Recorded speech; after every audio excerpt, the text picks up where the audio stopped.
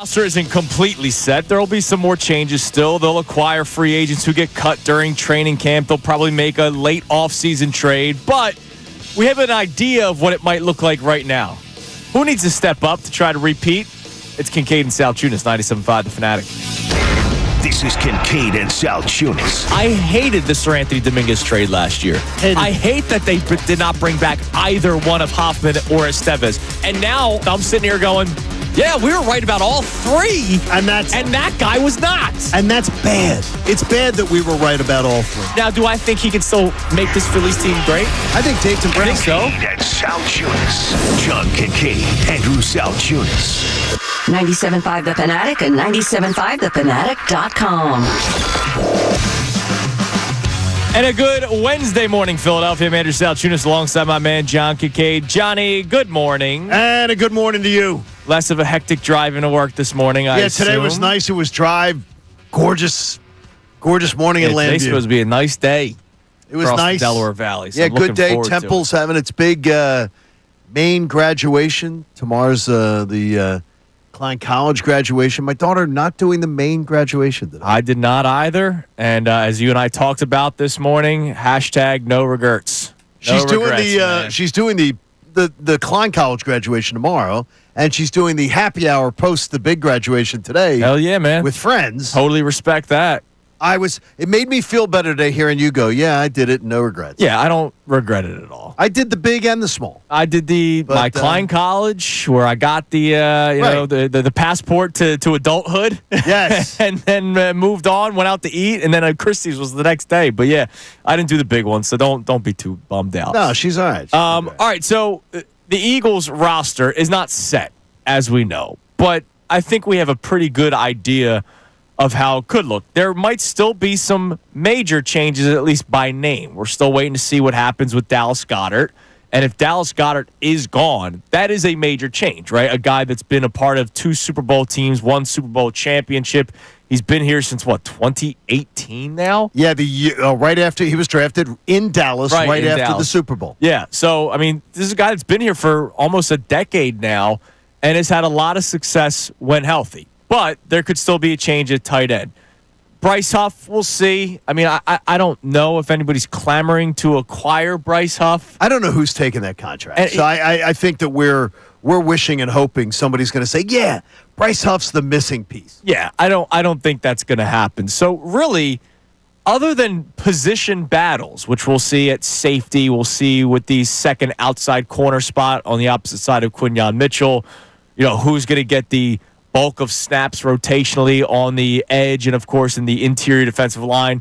We know the offense is set, right? So, for the most part, we have a pretty good understanding of what this roster will be. And we all know what the goal will be, to try to get back and repeat, right? To try to win the Super Bowl yet again. For you, it's just get back to the NFC title game. For everybody else with a pulse or male DNA, it's to get back and win the Super Bowl. Getting back to an NFC Championship game sounds wonderful. It does. I actually want to win and then have another parade. Yeah, no, that sounds great. So is getting back to an NFC Championship game. There you go. It's good. So for the Eagles to do this, we know that the schedule is going to be difficult. First place schedule. Right. You had the Warren Sharp analysis where they have, according to his algorithm, the top 5 hardest schedule, one of the top 5 hardest schedules in all of the NFL. I think it was 4th. And they've spit in the face of that logic for 15 years. Right. So after losing as many players as you have, and of course acquiring new players and drafting players, but a lot of later round picks, we want to talk about the players that need to step up this season. And I remember having this conversation last year. And what we'll do later on this hour, toward the bottom of the hour, we'll try to go back through memory lane of the players we needed to see step up from that 2023 collapse into last season. And I think a lot of guys passed grades. Some may not have. But who are the players this year that you believe need to step up? I have my answer. When you texted me, or no, we talked about this yesterday as the promo. When you gave me this topic idea, I did not have to think for more than 3 seconds. Really? Yes. Now, that surprised me. That surprises me to hear it. And again, we don't do it. We don't talk it out beforehand. But for me, it was more complex because of the way I approached it in my head. I'm thinking, okay, we've got guys who need to step up this year because of the fact that we have guys that are gone. Yeah. The veterans that have left this team that now we're expecting more out of guys that last year got to be sort of complementary pieces that now have to step up and be big pieces. Right. Like Nolan Smith, to me, is the biggest name, came right off my lips. Okay. Is he the first one off your lips? Nope. That's interesting to me. I thought when you just said that, you didn't have to take a second to think about it. I thought you'd say Nolan Smith. Now, I feel like I've already dropped a few crumbs over the last couple months to you and Connor. Well, it could be KR. It could be Keely Ringo. No. Okay. Now you see. I'm going numero uno, baby. You're going numero uno? Yeah.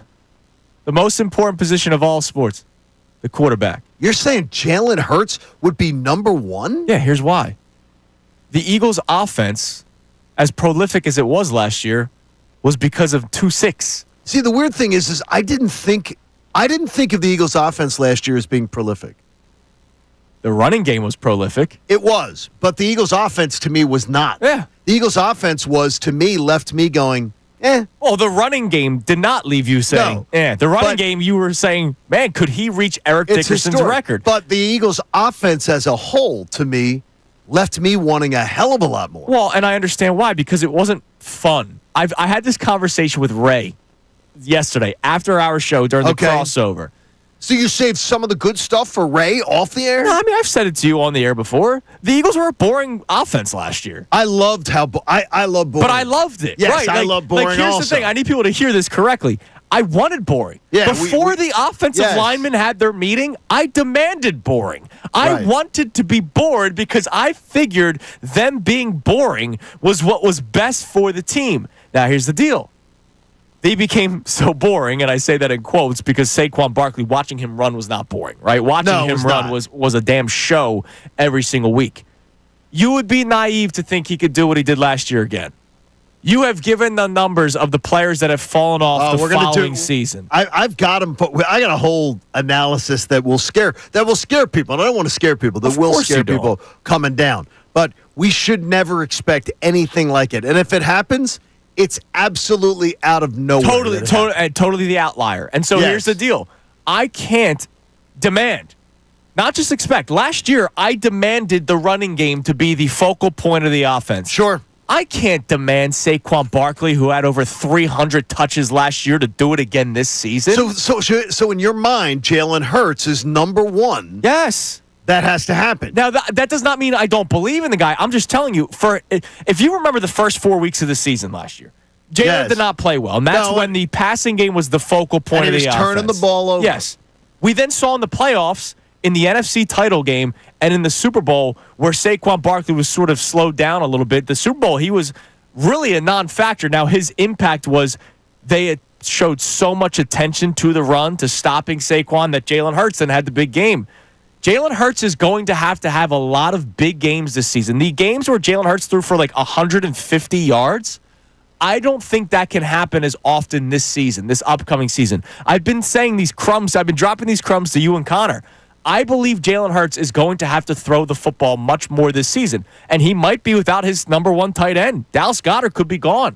So it's going to be with A.J. Brown, Devontae Smith, which is still a great luxury to have, but it may not be as much of the Saquon Barkley factor as we saw last season, because how could anyone ask him to try to do as much as he did last year? Well, the number one tight end, as you say, I don't know how big a Honestly, I don't know how big a factor is, because on opposing defenses, everyone always thinks, wow, when you have a tight end like that and a big target like that, the opposing defenses are racking their brains how to, he demands so much attention. Do you know he was one of the least double-team tight ends in the NFL? No. Because the Eagles have Devontae Smith, A.J. Brown, Saquon Barkley, everything. He was one of the least paid attention to tight ends in the NFL. So I don't know that would be, again, is going to be as big a deal. Okay. But to me, I get your point, but to me, I believe you're being short-sighted. And I'm going to make the case why. All right, we'll discuss that coming up next. And again, how much are we going to look at the younger players, like you mentioned? Nolan Smith, Or Keely Ringo. will we turn more toward the vets and say, hey, you've now done it twice. You won. You guys were the leaders of this team last year. Need even more from you. And I'm not saying Jalen Hurts can't do it. Jalen Hurts will just need to do it this year. He's going to have to do more as a passing quarterback this year. We'll discuss this more coming up next. It's Kincade and Salciunas on this Wednesday morning, 97.5 The Fanatic. Connor Thomas. Here's the thing with Aarondola. Aesthetically, he is not a modern day.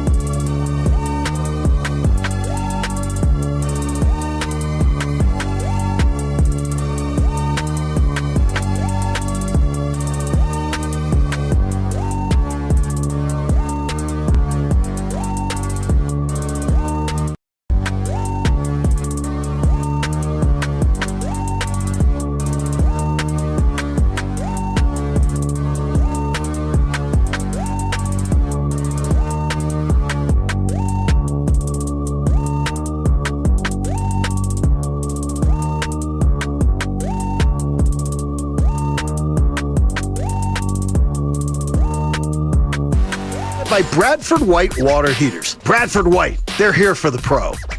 It is 6:14 here on Kincade Salciunas, 97.5 The Fanatic. So you believe I am short-sighted by saying Jalen Hurts needs to be the Eagle that steps up this I'm not season. trying to demean your opinion. I just say I feel demeaned. I understand your point of view completely. Just because Saquon Barkley, I can't imagine does what he did last year. And anybody who thinks Saquon Barkley can repeat what he did last year, I think is nuts. Let's see. During the regular season, oh my God. It's unreal. You want to guess how many just rushing attempts he had last year? Regular season, 16 games. 368? A little less than that, 345. Okay. And then also receiving 33 receptions. So that's 378 Like 400. total Yeah, it's touches. unbelievable. And that's regular season.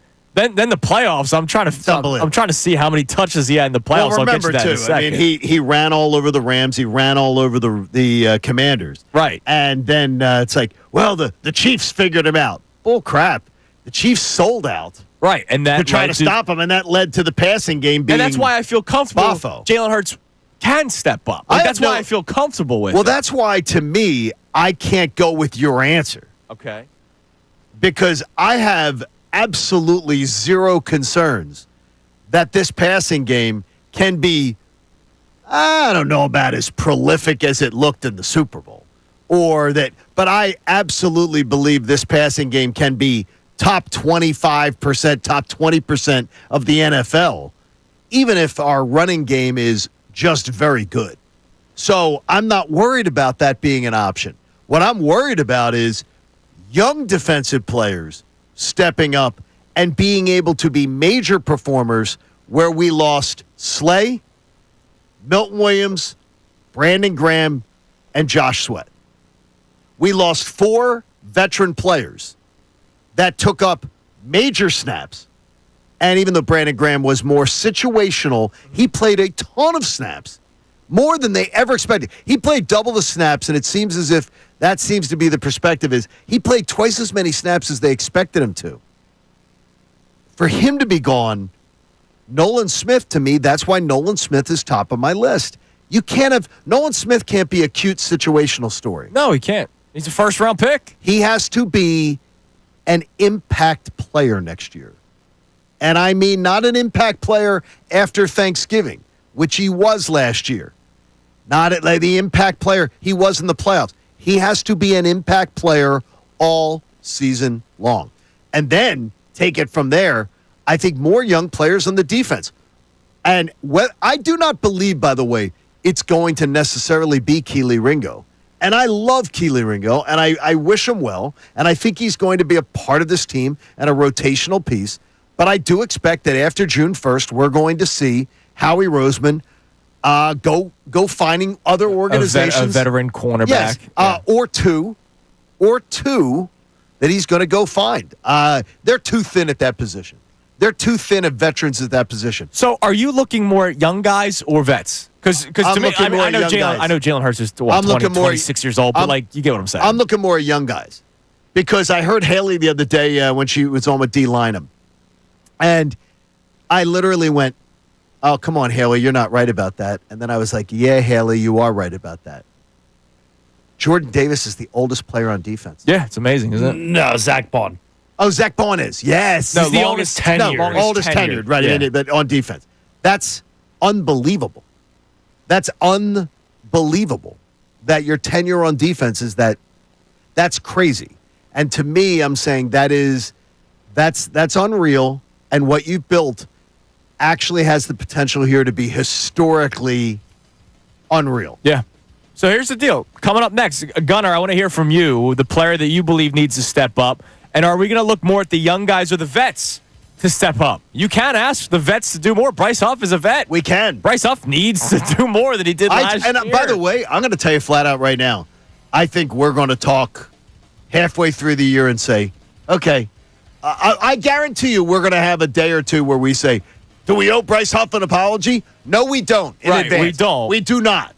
But I do think that will come up. Okay. And let's look back at the players that we asked to step up going into last season. I want to hear these. By the way, they won a Super Bowl, so clearly some guys did. By the way, Saquon Barkley plus the playoffs, 486 total touches last season. Okay, that is, by the way, I will tell you how scary that is. Yeah. That's scary in a way. Yeah, 486 total touches. 108 of which was in the playoffs. Scary. That's in 4 weeks. It's Kincade Salciunas here on 97.5 The Fanatic. Fanatic Sports Update. Phillies take the first game in Tampa. I'm Brendan Gunn with your Fanatic Sports Update. The The Phils began their 6-game road trip last night with an 8-4 win over the Tampa Bay Rays. Zach Wheeler was on the mound, and he had another great outing. He went 7 innings, struck out 9, and only allowed 2 earned runs. At the plate, the long ball got the job done for the Phils, including Alec Boehm's first home run of the year, Kyle Schwarber's National League leading 12th home run of the year, and a 3-run shot that sealed the game from Nick Castellanos late. The Phils and Rays are back at it tonight at 7:05. Christopher Sanchez is on the mound for the Phils. And 1 week from today, the NFL schedule is going to be released, and we'll know the exact road to repeat for the Birds. But shortly after that, the owners are set to meet on the future of the Tush Push. ESPN's Adam Schefter joined the show yesterday and says it doesn't sound promising that play is going to remain legal.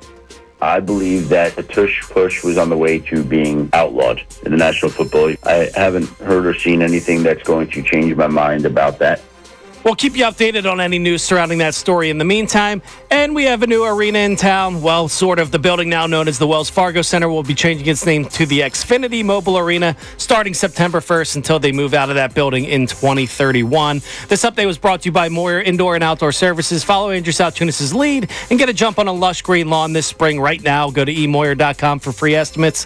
I'm Brendan Gunn on the home of the Truist Championship, 97.5 The Fanatic and 97.5thefanatic.com. Bill Colarulo. They're top 8 in batting average.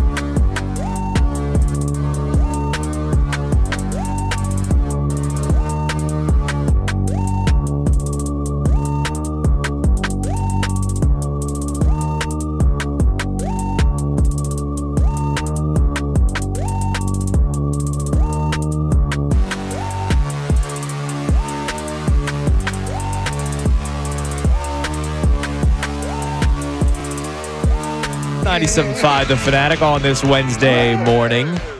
So, Gunner, before we get into this discussion of the players that stepped up last year when you needed guys to step up after the collapse, who do you believe is an Eagle that needs to step up this season, see that growth this season? And are you looking more young or vet when it comes to this discussion? I think I'm leaning towards a vet, and I don't want anybody to take this the wrong way when I say this name, but how many years in a row have we said Devontae Smith is going to take that next step? Now, I know it's not all on him. He needs to get the ball more thrown to him, but I think he's the guy that needs to take that jump and go show that he's that 1A, right? He's got to stop playing second fiddle as much as he can. I know I love that for the team, the chemistry and all that, but if we can see Devontae Smith step up and be that 1,000, 1,200-yard receiver, I think that's going to bode well for this offense. I'm fascinated because how can he step up unless the coaching staff? Well, like, I mean, there's nothing. Yeah, I know there's part of that. They have to get him involved more. See, I don't think it's part of it. I think it's like how can he step up unless they throw him the ball? Well, maybe that plays into that goes mine. to that. I mean, it's not Jalen like he Hurts, doesn't get open. I believe Jalen Hurts is going to have to throw the football more. Well, so then that's on Jalen Hurts. There's going to have to be 100%. But how many years have we said we need Devontae Smith? This is going to be the year he breaks 1,000. He goes over 1,200. He's going to be that guy. Yeah, but I don't say it's the year we need Devontae Smith. I think it's the year we needed last year. We need Kellen Moore to get him involved. We need Nick Sirianni to get him involved. We need Jalen Hurts to get him involved. The last person I blame for Devontae, and first of all, I don't blame Devontae Smith. To me, has had a spectacular Eagles career. I don't blame Devontae Smith for it. I'm not necessarily blaming him for it. I'm just saying he can step up and take those numbers to a different level. And yeah, it kind of plays into what Chunis is saying with Jalen Hurts. So, and look, here's I don't like that answer. Here's there, where I can here's tell. The deal. Here's where I'll compare it to last year. By the way, how many games do you think Devontae Smith had at least 100 yards receiving in last year? 6? Yeah, right around 6, 5, 6, 7. 2. 2? Wow. 109 against the Steelers, 120 in the last game he played against the Cowboys. Then he was in. Okay, what were his other big games? His biggest games? 87.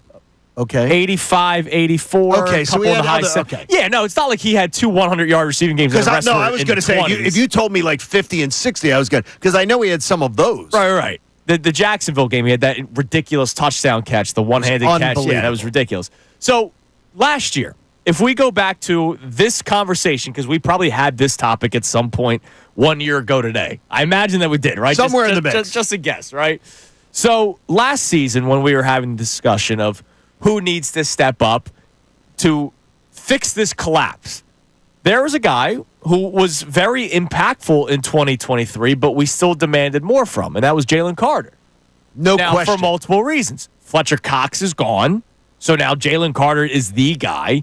You needed to see him take that leap forward year two. You're the 9th overall pick who could have gone top 5 had stuff not happened. So even though Devontae Smith has had a track record, you're still looking for more. Like, I get where Brandon's a little bit more. And if we're talking about A.J. Brown not being here for the long term due to money, right? They're not going to be able to pay everybody. That's been thrown out here around here. Devontae, go prove you can be that guy that A.J. Brown is. How does he prove it? Go out there and demand the ball. Oh, no.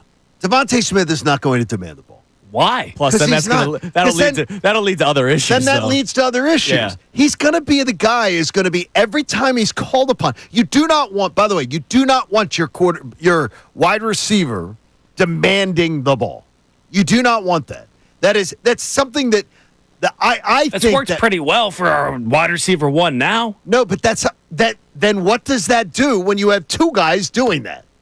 That creates drama. And what do we not need around the Eagles? Drama. What did we see in 23? Drama. The last thing we need is that. Is a storyline that, look, we know there are outlets in this town that will want nothing more than to have that storyline develop. Let's have drama. Yeah. Outlets tried trading A.J. Brown. The last thing I want is drama. I want to see it all work. But the thing is, I put this on the coaches. Gunner, I usually think you're extremely bright. Wow. This morning on this topic, I'm fascinated. I just need to see a bigger season out of him, and it's not always on his shoulders. It's on the coach. It's on the quarterback. It's on Kevin Patullo, who I have no idea what he's going to do. Yeah, we'll see how that goes. I have no idea what Kevin Patullo is or isn't. So I can't make a judgment till I see it. But to me, I need to see them. And by the way, Kellen Moore, to me, they won a Super Bowl. Kellen Moore let me down last year because I studied Kellen Moore like it was like I was trying to, prep for the SAT. But the ground game didn't let you which down. I didn't. The ground game didn't let you down. Part of the part. That was the offense. I'm going to tell you right now. If anyone is telling me that Kellen Moore was the reason that the running game did great last year, I'm going to tell you right now, you're full of crap. The running game was great last year because you had the greatest offensive line in football, and you had a running game that was great before Kellen Moore ever got here. And you had Saquon Barkley, the greatest running back in the NFL, behind the greatest line. I don't think that I honestly believe you could have had any one of a number of offensive coordinators do what Kellen Moore did last year. Well, then hopefully Kevin Patullo can do the same thing. Well, that's what I would hope. But the thing is I want to see a passing game. You need to. 486 touches for Saquon Barkley last season. And you're regular season and need playoffs. Almost 500. I'm going to tell you, you need that number. Now, take out what was the regular season number? 378. That was with rushes and receptions. Okay, you need the number this year for Saquon to be 300. So you're taking away 78. Yep, at the most. And I'm saying 300 has to be the penthouse. The penthouse. Interesting. And by the way, you have two other running backs that you can use. You need that to be the penthouse. Yep. And I don't care. Now, you're paying Saquon, and you're going to say, and someone else is going to say, look, break the wheels off. Yeah, but aren't you also paying Jalen Hurts and A.J. Brown, Devontae Smith? You are, exactly. And so that's why my answer is Jalen Hurts. We'd love to hear from you, 610-632-0975. Who are the Eagles that need to step up this season? Now, let's go back to last year. There are a couple of guys. So Jalen Carter, we demanded more from or wanted to see more from, and we got it. I thought Jordan Davis, for the first time, played throughout the season. Right, there was no fall off. He did a really, really good job. We asked for him to do more. We asked for more from the Kobe Dean, and until he got hurt in the playoffs, he was fantastic. He did just that. He did. Chauncey Gardner-Johnson, we asked for him to bring back a mentality. And he struggled the first half. He struggled for more than the first. Right. To me, Chauncey Gardner-Johnson was the worst player on the defense, worst player in the secondary until Thanksgiving. Yep. And then he turned things around. And I think that's one of the reasons why they were okay with him walking out the door. Is there any other players you could think of that you said, man, we need more from this guy? Obviously, Nolan Smith is an answer because he was a first-round pick. Nolan Smith is the answer. Who's going to rush the quarterback? No, I'm saying last year. Going into last year. Oh, okay. No. I mean, we needed Josh Huff last year. Bryce Huff. Excuse me. Yeah, and he did. We need Josh Huff, well, too. Yeah, and there's some guys we needed Bryce Huff, too. Yeah, there's some guys that didn't step up, right? Like Bryce Huff we needed because, remember, we had the quitter, and the quitter then went to the Jets and then didn't play there. And he didn't play there. He barely did. Yeah. I'll say Jordan Mailata because Jordan Mailata, I know he Pro Football Focus or whatever graded him out as like the best left tackle 2 seasons ago. I didn't think he was in 23. I didn't see that. Last year he was spectacular. Yes. And so there were a lot of guys that did answer the call going into last season. So it's okay to ask guys to do a little bit more this season. Right. Especially after playing as many games as they did last year. And if we are past the mindset of I'm just happy they won. Right, which is what a lot of Eagles fans did in 2017-18. Sure. If you're past that mindset and you want more, you're going to need to demand more from some of your favorite players. I think, Gunnar, where I was at with your point of view is if you hear like what Andrew's saying and you hear what I'm saying there is the players we're picking can control what they do. Yeah, no, I completely understand what you pick is a guy who can't control. Yeah, if Devontae Smith was the quote-unquote 1A on this team, he could put up those numbers. I just need him to go out there and do it. And I think that does fall in the back of a Jalen Hurts, a Nick Sirianni, Kevin Patullo. But my end goal is if you look at the numbers next year and Devontae Smith gets 1,200 yards, I think this team's in a better place. Oh, yes. Whether that's on him or not. Yes, I think that's a good number. Yeah, absolutely. All right, you can text in at 610-632-0975. Who are the Eagles that you need to see step up this season?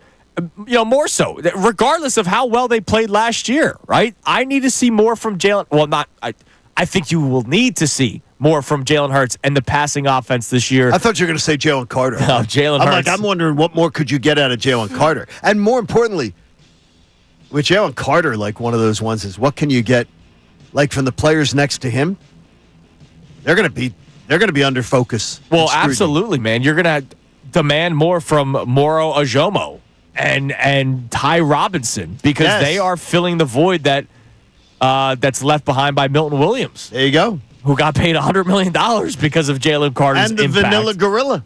Yes, exactly. We All got right. the exciting whites and the Vanilla Gorilla. We'll check our text messages for the first time coming up next. And also, don't worry, we will get into the fight in Phillies, who won a baseball game last night. We'll talk about them around 7 o'clock They were because playing that at the Little League Field in Media.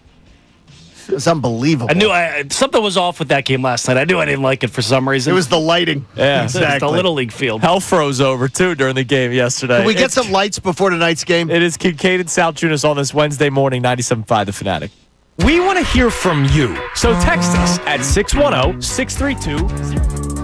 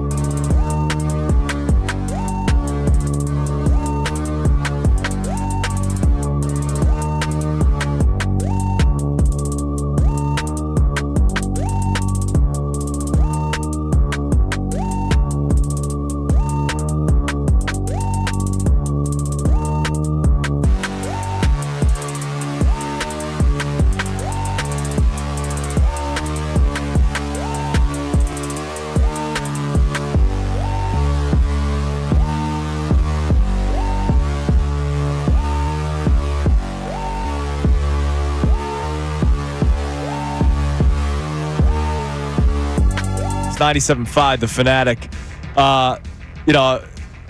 Doing mornings is so much fun, right? Because we get to work. It's fun. We get to be done.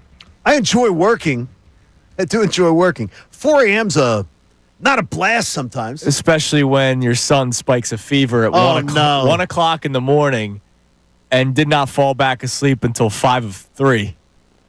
That's crazy. And it's just like, all right, I guess I'll just nap for this last hour. What I have learned, I learned it from friends of ours, is the daycare centers. They're like a fungus. Yes. They're just a fungus pit. Yes. Is what they are. Yeah. They're just a place where everything just festers and grows. Yeah. And he's been pretty good. You didn't have a terrible winter with it. No. I think I remember I had the flu, and he eventually got. No, he never even got the flu, which was insane to me. Me and my wife both tested positive with the flu. He didn't. But yeah, you're right. I mean, for the most part, we were fine. For the most part, you had winter. a pretty good winter. And then hell hit last night. And then and you just got to deal with it. I got to stay away from you here a little bit. Yeah, you got a busy week ahead. I got a busy. Just going to get through tomorrow really well. No post-show smooches today, Johnny. No, none of that. All right, Gunnar, what do we have on the text line? What are the people saying about the Eagle that needs to step up this season? You could text in at 610-632-0975. What do we got? We got Colby in Central PA checking in saying step up. That has to be Nolan Smith and Jalix Hunt with losing BG and Josh Sweat. They have to fill those shoes. They cannot take a step back either. That's got to be, to me, I'm looking at both of you guys wondering, that's got to be number one. Nolan Smith has to be, say it after me. Nolan Smith. It has to roll right off your tongues. That didn't sound like why did your Nolan start with an R? I'm trying to have you say, I'm trying to have it roll off your tongue. Nolan Smith. Nolan Smith. Yeah. It's got to roll off your tongue. Most important position in all sports is the quarterback. It's got to roll off because the quarterback's not a question mark. The quarterback's an exclamation point already. The quarterback. Well, hold on a second. What? He does also have a brand new offensive coordinator again. He does, but he also has the best offensive line in football, arguably the best running back in football, the best wide receiver. The best running back who will not or should not, unless he literally is a robot, which maybe Saquon Barkley is. Okay. He could be the Terminator.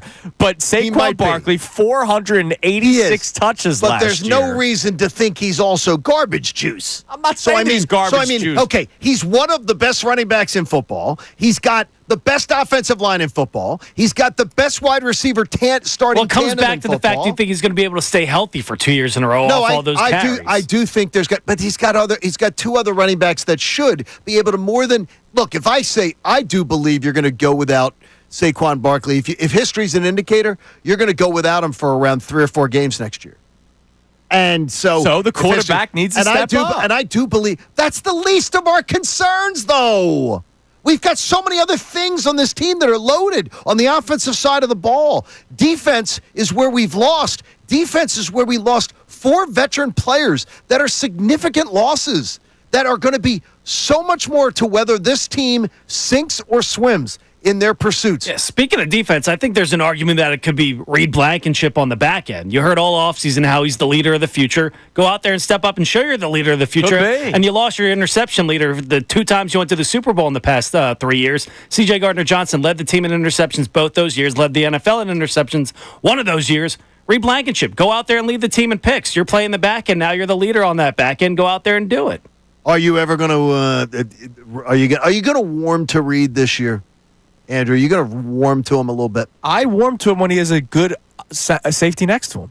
He is not the number one guy that I agree with you. On. I mean, that's I agree. what I always say. But the thing is, though, is he is a hell of a safety, though. For what his role, yes. 2 years ago, he was not a hell of a safety when he was the lead dog back there. And if it's Sidney Brown back there, I don't trust that tandem more so because of Sidney Brown, not because of Reed Blankenship. I blame more of who he was teamed with 2 years ago.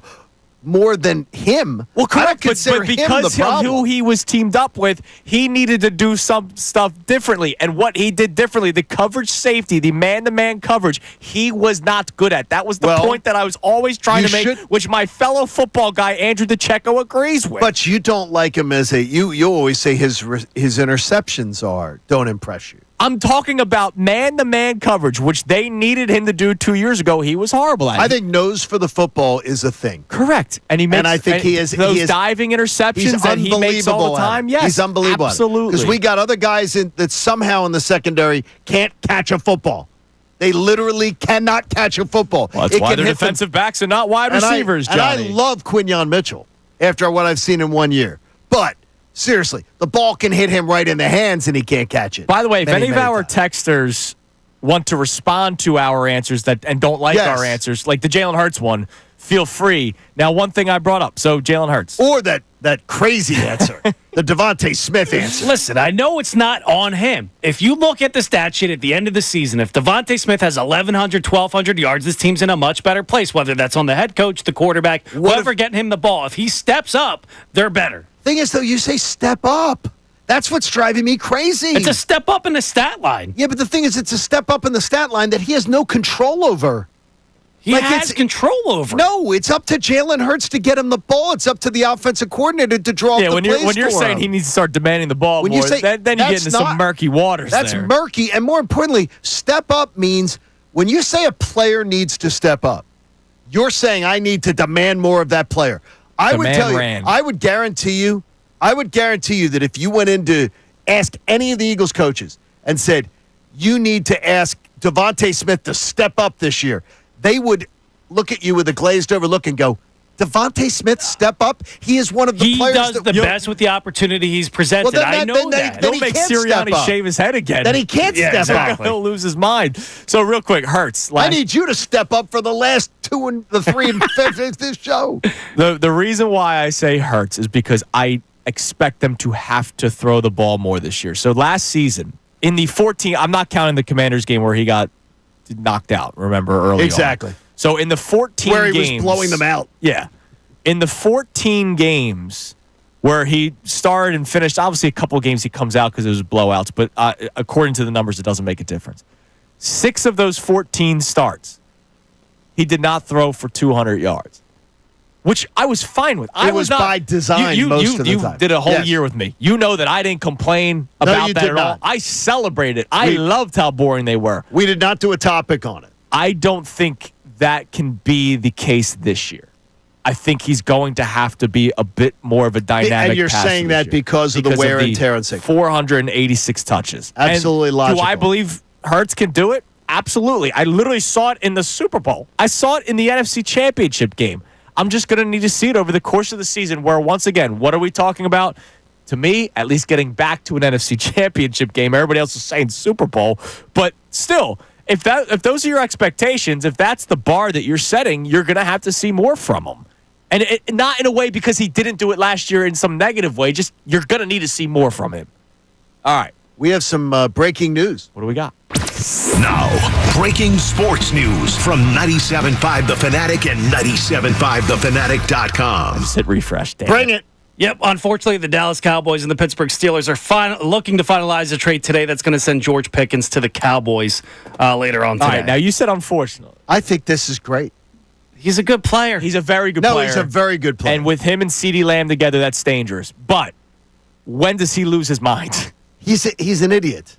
George Pickens, I covered George Pickens from out of high school. George Pickens was a mental case coming out of high school, in college at Georgia.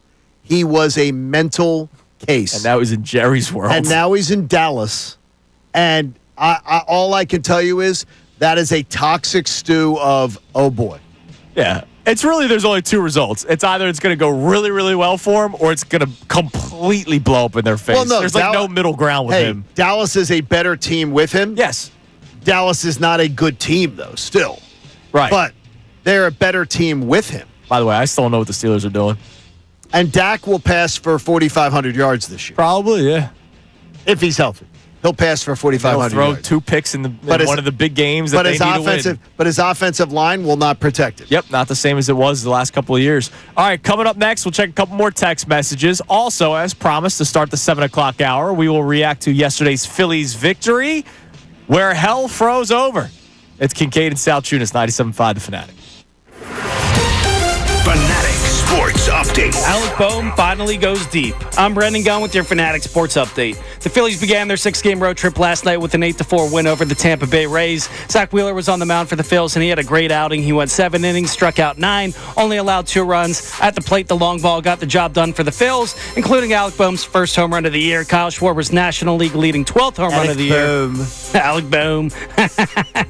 And a 3-run shot that sealed the win from Nick Castellanos. The Phils and Rays are back at it tonight at 7:05. Christopher Sanchez is on the mound for the Phils. And 1 week from today, the NFL schedule is going to be released, and we'll know the exact road to repeat for the Birds. But shortly after that, the owners are set to vote on the future of the Tush Push. The owners.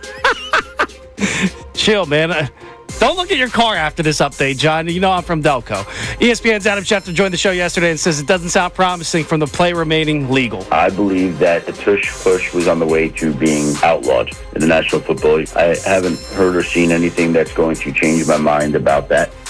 And we have a new arena in town, well, sort of. The building now known as the Wells Fargo Center. That's going to be changing its name to the Xfinity Mobile Arena starting September 1st until they move out of the building in 2031. This update was brought to you by Allstate. Some people just know you can save money on car insurance by checking Allstate first. So what are you waiting for? Check Allstate first for a quote today. You're in good hands with Allstate. I'm Brendan Gunn on the home of the Truist Championship. 97.5 The Fanatic and 97.5thefanatic.com. Ricky Vitalico. Everybody wants to see Aaron Nola. What's he going to do? What's he going to do?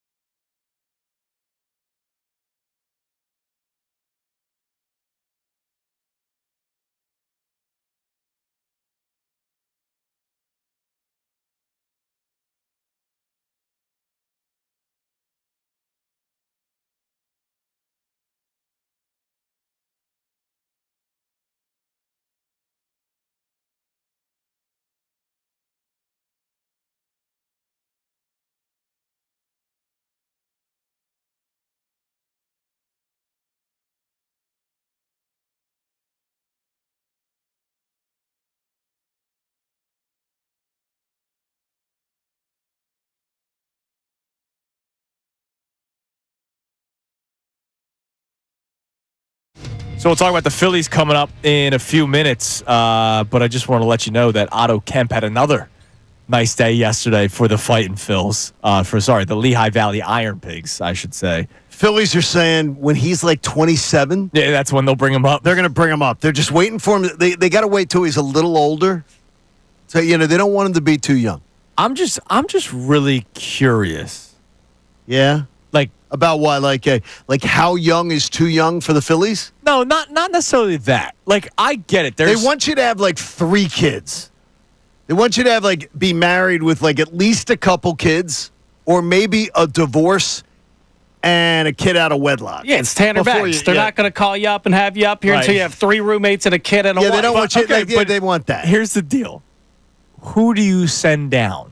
Because that is a legitimate thing. Because they love their bullpen arms, so they're not going to send down one of the bullpen arms unless they outright release somebody. But then again, they're going to want to replace that arm because the way this bullpen goes. Well, the way Exactly. starting pitchers just we'll get into it in a few minutes about Zach Wheeler, but you would have to probably send down a position player. So it's either Weston Wilson, who also plays outfield, Sure. right? Whereas Otto Kemp, they're trying to play in the outfield, but he's more of an infielder, or it's Edmundo Sosa. And You're think not doing Edmundo Sosa. that's what I'm saying. So I don't know. Well, you can't do Weston Wilson. I mean, for God's sakes, he's a 31-year-old with tons of upside. Are you freaking kidding me? Dub. Are you Dub, serious? Are you serious? He's a 31-year-old with so much upside. Look, Weston Wilson's a nice player. I'm not trying to mock. But he also I'm not plays trying to outfield, mock Weston Wilson. which is the big thing. I think right now you can get away with the amount of outfielders they've got and the amount of guys who can play outfield. I think you're okay. I think you're all right because they're going to force feed us Brandon Marsh. And by the way, look, I'm a Ruben Amaro Jr. fan on the broadcast. I think Rube has gotten, to me, Ruben Amaro, I used to be, in the beginning when he became a broadcaster, I didn't really dig his broadcast. I think he's gotten really, insightful on stuff and everything. But Rube goes out of his way to, back the company decisions. And last night, he was going out of his way to tell you about Brandon got on Marsh. base 2 times yesterday. And Brandon Marsh had some horrible at-bats, too. He 1 for 3 of the walk. He had horrible at-bats. He's right at home in that AAA park. I mean, my gosh. Yes, seriously, I think he felt very, very comfortable there. Right, that I mean, could he be- was that could be selling. tr- that could He be was true. selling that big time. He spent a whole at bat telling you about, boy, that time down there really, really served him well and everything. Then he's sitting there looking at a strike 3 called, perfectly positioned. I mean, for God's sakes, I don't know what he's looking at, and it's just yeah. Then what was that? Well, maybe it was hard to see. We'll talk about that in a second. It was. Give us a text message real quick on the Eagles discussion that we're having. If you're just tuning in, good morning. Good morning. You can text the show at 610-632-0975.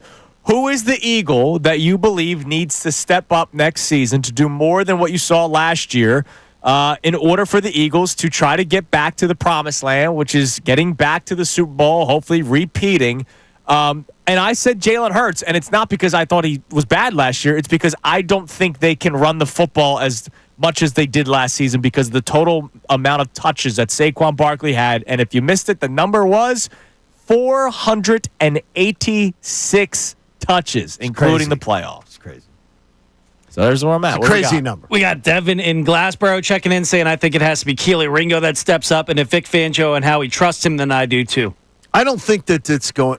I really do not believe it's going to be. How about we say this? We don't know if it's going to be. We don't know if it's going to be. Yeah. I don't. No, that's what I'm saying is I don't believe it's going to be that's going to be their plan. I do believe he's going to get more of it, but again, Vic Fangio went out of his way to not give him even opportunities last year. He did. Hey, he went to Rodgers. He first. didn't. He went to Rodgers and then he went to the I'm drawing a blank on the other corner they went to. Eli Ricks. Eli Ricks. And no, then there was the other guy, too, they went to.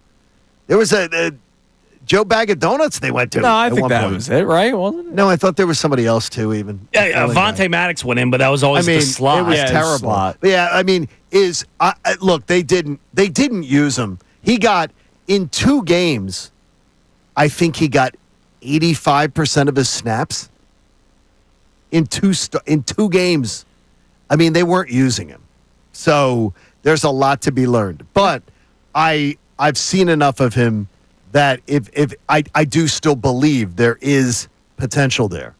I just don't know that I can say he's an answer. You're listening to 97.5 The Fanatic, WPEN and WPN HD1 Burlington, Philadelphia, BZ Media Group Station, broadcasting live from the Comcast Business Studio, powering possibilities. The Fightins win last night, Johnny, 8-4. I keep on saying hell froze over because Alec Boehm hit home run number 1. Does it count in the minor league ballpark? Yes, they do, but I mean seriously, the ball last night, that place is. First of all, it looks like a Little League park. It's so dark. Yeah, it is. It's dark. The Little League World Series. If you watch the games that they play at the Williamsport, Williamsport's nicer. It's more lit. Yeah, and it's last night. Without giving anything away, Phillies broadcasters were having a problem with seeing the outfield wall, the warning track. It was dark for them. Yeah.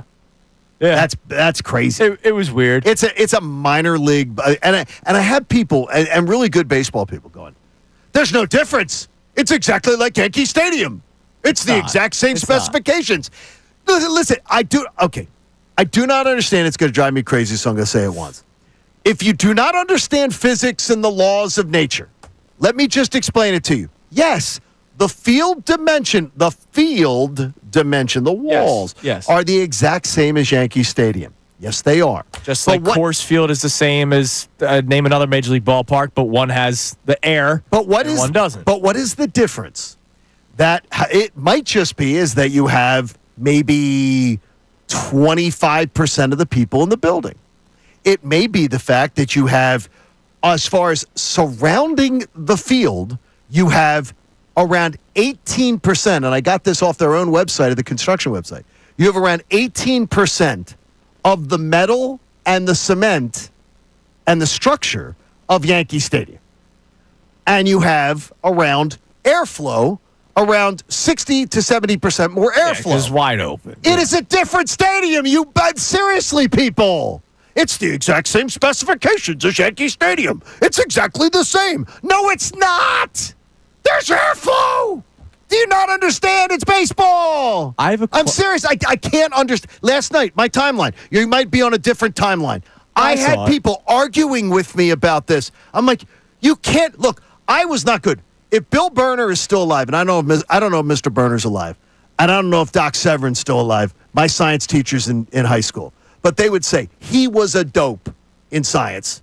They would be listening and going, he was a dope. They could attest. He didn't understand science. But I understand this.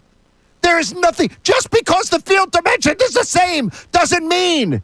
And by the way, the field dimensions aren't the same really because they literally have 2.5 feet of the foul line to the wall. Line. Yeah. 2.5 feet. Well, some stadiums are like that. No, not like 2.5 feet. It's the smallest in. Oh, is it? It's smaller than any Major League Baseball stadium. So it's the smallest between it. It's not. But the airflow is not the same. Well, it helped Kyle Schwarber, who went 3 for 4 with a home run. And the ball goes out. Nick Castellanos, 3 for 5 with a home run, 4 ribbies, and Bomer. By the way, balls going out there. And the Yankee broadcast last night. Balls going out of that stadium when they talk about the Rays broadcast, excuse me. Yeah. When the ball goes out of that stadium, when a homer goes out of that stadium, it goes out faster than a Major League ballpark because of the fact that it's got less drag. It's got more assistance. The ball goes out fast. Schwarber's ball, literally, you blinked and it was gone. Yeah, it was gone. It was gone. Well, now in fairness, that could happen literally in any stadium. Yeah, Schwarber tends to like. I saw him hit a home run against the San Diego Padres that may have been the farthest ball I've ever seen in my life. He could kill somebody. Yeah. I mean, he could kill somebody. Really could. But it was awesome last night, and it was great to watch. Like the Wheeler home run that he gave up. That's not a home run. That's not a home run in I don't know what stadium that's. He was, by the way, he was spectacular. He was awesome last night. 7 innings, Why'd he come 4 out? hits, 9 strikeouts. So why did he come out?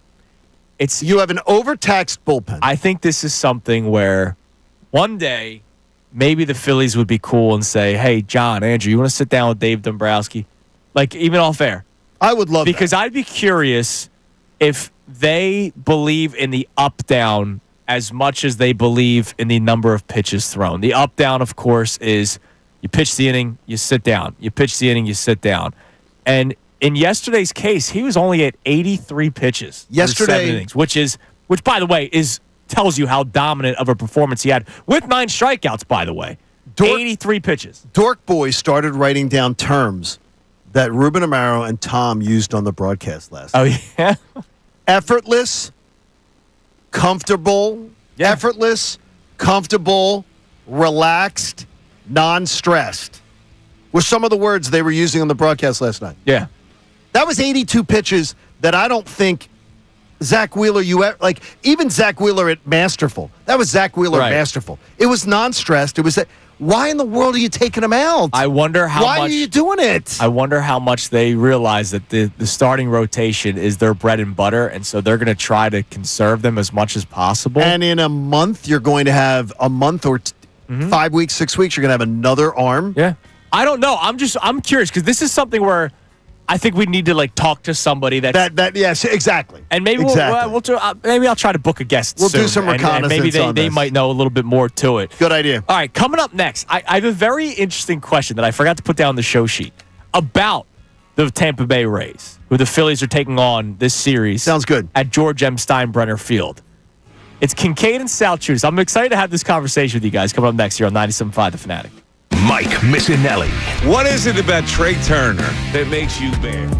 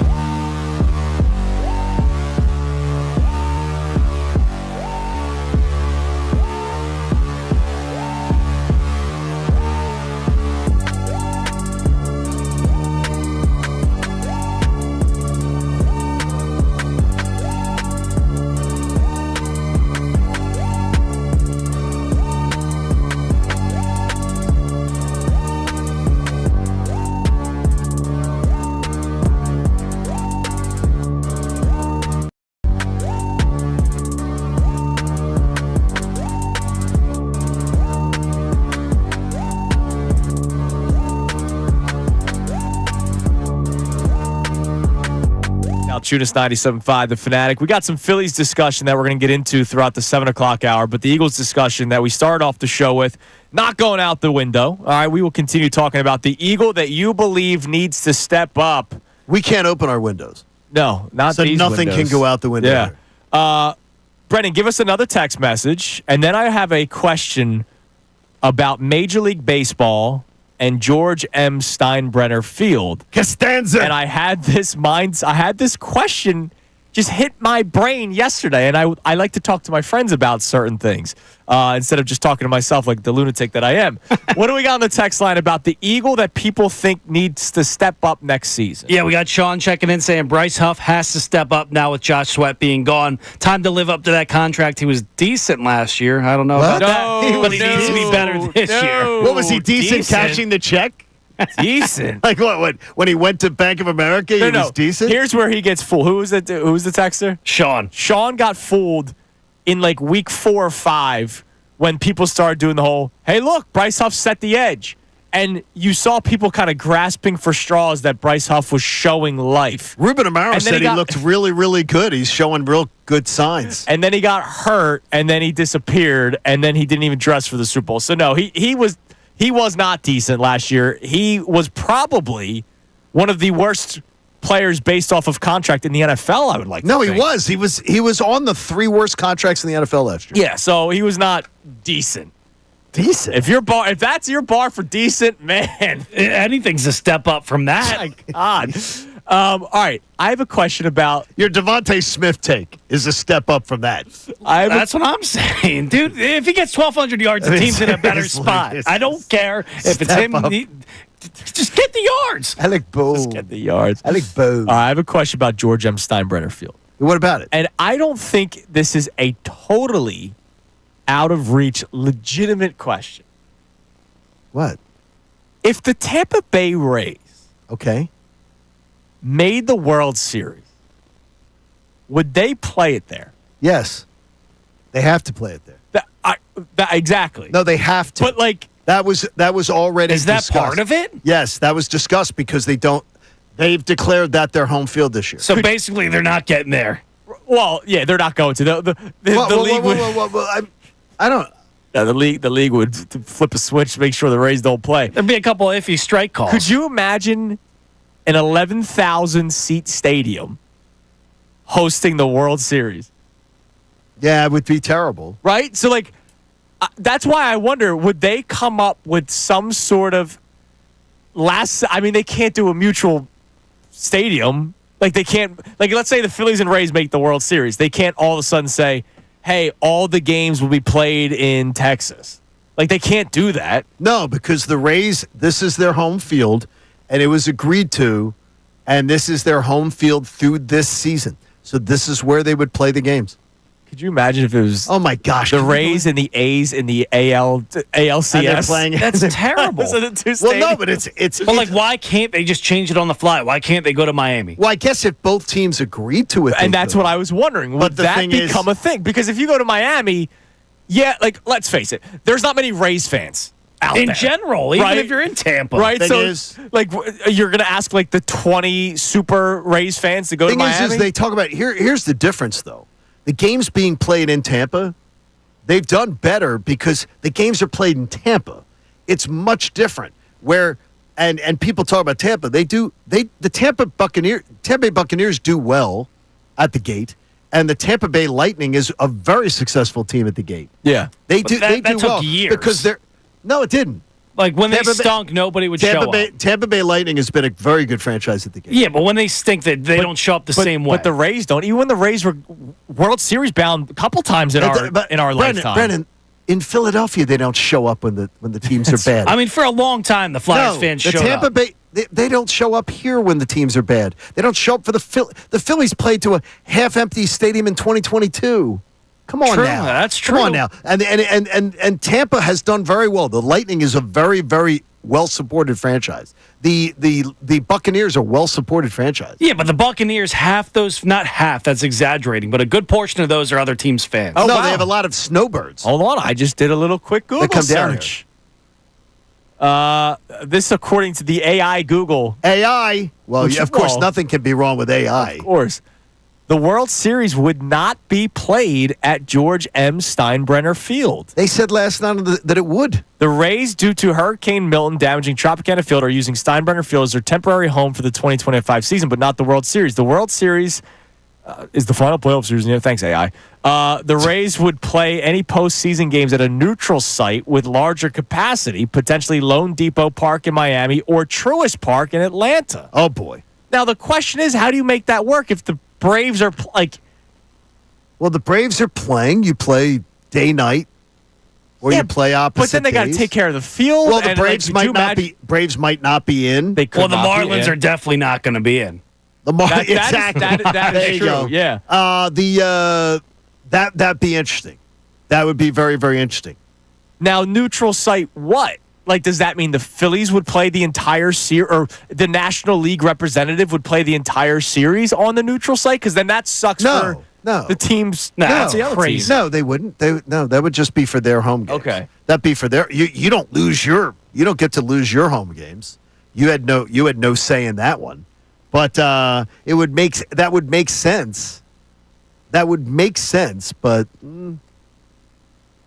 Could you imagine if that was the home of World Series games? oh my gosh. Like 3 to 4 World Series games? There was a World Series a few years ago where one of the teams I thought was going to have to play at a neutral. The World Series was going to have to be played at a neutral site because of COVID? weather. Oh. Something that they were going to have to potentially move a World Series. I forget what it was about. Well, it probably would have been COVID, because there's no way the Blue Jays would have played the World it might Series have been. It might have been. in Yes, that Buffalo. could very well have been. Could you imagine playing baseball in Buffalo in November? Oh, you get snowed out. That sounds horrible. All right, coming up next. Buffalo is fun though. We'll check more of our Eagles text messages, but also it was great to see Bryce Harper have another 2-hit night last night. That's back-to-back games where Bryce Harper got 2 hits. We talked about this earlier in the week. It is okay to demand more from Bryce Harper. We did, and we've now seen it in back-to-back games. We get into the weird season of Bryce Harper coming up next, and Johnny has some numbers with it. It's Kincade and Salciunas here on 97.5 The Fanatic. Fanatic Sports Update. Zach Wheeler deals again. I'm Brendan Gunn with your Fanatic Sports Update. The Phillies began their 6-game road trip last night with an 8-4 win over the Tampa Bay Rays. Zach Wheeler was on the mound and he had another great outing. He went seven innings, struck out 9, only allowed 2 runs. At the plate, the long ball got the job done for the Phils, including Alec Boehm's first home run of the year, Kyle Schwarber's National League leading 12th home run, and a 3-run shot that sealed the game for the Phils late by Nick Castellanos. The Phils and Rays are back at it again tonight at 7:05. Excuse me. Christopher Sanchez is back on the mound tonight as well. 1 week from today, the NFL schedule is going to be released, and we'll know the exact road to repeat for the Birds. But shortly after that, the owners are set to vote on the future of the Tush Push. ESPN's Adam Schefter joined the show yesterday, and he says it doesn't sound promising that the play is going to remain legal. I believe that the tush push was on the way to being outlawed in the National Football League. I haven't heard or seen anything that's going to change my mind about that. We'll keep you updated on the storylines around that play leading up to the vote in a couple of weeks. And we now have a new arena in town. Well, sort of. The building once known as the Wells Fargo Center will be changing its name to the Xfinity Mobile Arena starting September 1st. This update was brought to you by Bet365. Bet365, whatever the moment, it's never ordinary with Bet365. Download the app today. I'm Brendan Gunn on the home of the Truist Championship, 97.5 The Fanatic and 97.5thefanatic.com. Hall of Fame baseball insider Jason Starr.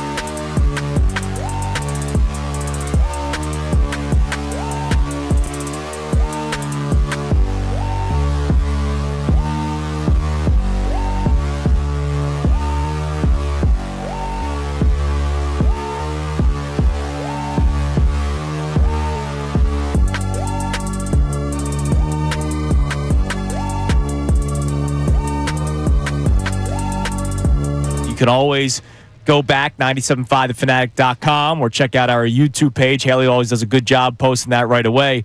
And yesterday we did get some nuggets, maybe, from Shefty. One of the ESPN radio shows yesterday picked up did Adam Schefter drop the Chicago being the opening night opponent? And they were talking about it a little bit. Did they mention they did Kincade mention that they were on the ESPN radio affiliate in Philadelphia. I mean, I'm just saying that as a member of the network these days, I would keep them say in check. that they should gotta keep those guys in check. I would say that it would be really easy to mention it. They know who I am. I would say I hosted Easter Sunday. All right, say my name. Somebody needed to do it. Yeah, don't say Google me. Let's not do been taken. That's trademarked. Let's not do the Google me thing. That comes your way at 10 this o'clock. Point. Let's not be doing that. But yeah, Shefty said that there's a chance, based off of conversations that he had after the Super Bowl, that maybe the Bears could be the opening opponent for the Birds. And he said he was on the field at the Super Bowl afterwards, and somebody brought that up. And then he talked about it on the McAfee show afterward as well. By the way, somebody was bringing up the fact that Caleb Williams, okay, so a buddy of mine does sports talk radio down in Miami. Caleb Williams was going to a nightclub in Miami. Oh, I saw he had three ladies with him. Okay. First of all, good for Caleb Williams. Yeah. He's a single man as far as I know. Right? Single man. No, he had a girlfriend. Last year. I know he had a girlfriend. But I don't think he does now. Okay. I don't think he does now. I think he's unattached. He's a single man. He's an NFL starting quarterback. He has a limousine. He goes to a club. Yeah. Now, he's dressed like a complete slob, by the way. So Zach sends me the video, and he's like, he looked just like he goes, but this is what we have to talk about. He goes, here's what we have to talk about in Miami Sports Talk Radio. That a NFL starting quarterback is going to a club and pulling up into a club, and that he has 3 models with him. Yeah. God bless him. Yeah, good for him. Didn't look like the ladies are, in any kind of distress. None of them were blinking or asking for help. Oh. God bless them. Sounds like a nice day. Sounds like he's living a good life. Hell yeah, man. And he's making millions of dollars. Now, he could dress up a bit and learn how to dress to go to a place, but it's maybe that was the dress code there. Who knows? No. Casual. No, it was not. The casual club. No. That's where I hang out. He looked like he was walking into Marshall's to pick up a 3-pack of underwear. By the way, Shefty also mentioned the tush push. He thinks it's done. He thinks it's done. I'm wondering, how do you get 8 votes? I'm curious. What did they do? If they get 8 votes, what did they do? What did they give up to the owners to get 8 votes? Probably. I'm curious to see what the wording will be. Because I'm telling you, if you can't advance, if you're not allowed to advance the pile anymore, that takes away a lot of plays, man. Yeah, like the running back gets stopped, you cannot come and push him towards the first down. The thing is, though, Lane you guys Johnson do that 100 times. Here's the thing is you guys are almost too young to remember when that wasn't allowed. Right, exactly. Yeah, that almost. wasn't allowed. I remember when it came into fruition because the big college scandal with Notre Dame, obviously. Well, you had USC. to be like, you had to be. No, that was in college. But they changed in the NFL that year. Yeah, but they had to change when you were like probably 10. Yeah, 04. It's been like 20 years, 21 years. Yeah, it was 04, so we were. Okay, so you were like a 10-year-old when they Gunnar changed was the rule. breaking down I film, remember Exactly. when that was completely, you couldn't do that. I personally think it sucks that you got a pile of people and the pile is being pushed by people from behind. I would love to see that go away. Oh, I love it. It's part of the physicality of football. No, I don't mind. The whole tush-push thing is different to me. When I see a guy catch it's a 4-yard gain and there's a group of 7 players and they're pushing the pile, I think that's sort of ridiculous. That gets the building going, though. Like, they pick up an extra 5 years. That gets the people on their feet. That's what it's all about. It's provocative. I just remember a long time when that Nobody wasn't. knows what it means. When that wasn't allowed. All right. Bryce Harper. Yes. Something we were going to get into this segment. Nice night yesterday. Again, 2 for 5, 2 runs scored. So back-to-back games with 2 hits. The that average, makes you just go. Yeah. Batting average up to 241. It's been a weird season, though, for Bryce Harper. Like An uneventful. Yeah, just 6 home runs. Like, not horrible. That's. But nowhere near the top of Major League Baseball. He's supposed to be our MVP candidate every year. He's supposed to be Bryce Harper. He's supposed to be, I'm not going to call him Aaron Judge or Shohei Ohtani, but Why? Whoa. Why not? Well, those two guys are the best players in baseball. Is Bryce Harper in the prime of his career not supposed to be among the conversation of best players in baseball? Top 15, top 10. I'm just saying those guys are 1 and 2. I think top 10 he's supposed to be every year. Yeah. I'm just saying I'm not going to compare him to Judge and Ohtani, but I can compare him to players 3 through 10. There were years, I'd say 3 years ago, there were people who would have said Aaron Judge shouldn't be compared to Bryce Harper. And that flipped real It quick. did. Yes, that flipped real quick. You have some numbers that can that I'm hopefully stealing. Make people feel a little bit better. I was on the podcast the other night with Oscar and Jeff and doing the Phillies podcast with them, some Phillies chatter. Love that. And John Foley was there from On Pattison. Yeah, he does a good job, man. Really good job. One of my good following Oscar and Jeff and John and I told John, and so just to know that I said I'm going to steal some of this. Is that he did some interesting back study, and there was some work that was being done on how worried should we be about Bryce Harper, because you and I have talked about it over and over again, and I don't know if it's because we don't want to be alarmed or we just refuse to be alarmed, because neither one of us, and we talked about it over and over again, we refuse to sound the alarm on we're concerned about Bryce Harper. Right. Because I think there's enough in the bank with Bryce Harper to say, I am not going to sound the alarm on Bryce Harper because I just think it's going to work out. And we've seen Bryce Harper go cold for a month before, but in different parts of the season. Here's the key, though, is that, and John Foley brings it up from On Pattison, is that there has been this exact stretch of the 13-game stretch, sort of like he just went through, that we've seen this in every season but one. We've seen, and it was his first MVP season, which I believe was 2015.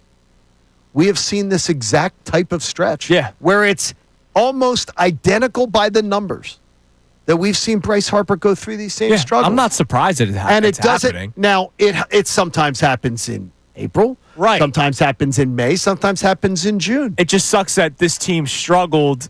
Even though they're winning some games right now, they were struggling, and he was not a factor of helping them get out of it. They could really have used him. Correct. But the bottom line is this. If you doubt Bryce Harper 13 of 14 times, you would have looked foolish. Right. If you would have bet on this is the down year. This is the year. Right. This is the year Bryce Harper's. Now, he's a back of the baseball card guy. And his baseball card, just exceptional. Right, absolutely. And to me, I just think it plays to, there are guys that I will absolutely line up to doubt. Bryce Harper? Hell no. Hell no. No. And to me, I think it's just a great testament to let it play out. Now, I got to tell you, though, there is one concern that I think's valid, and it's the power outage. I think the power outage is a valid. He's not driving the ball.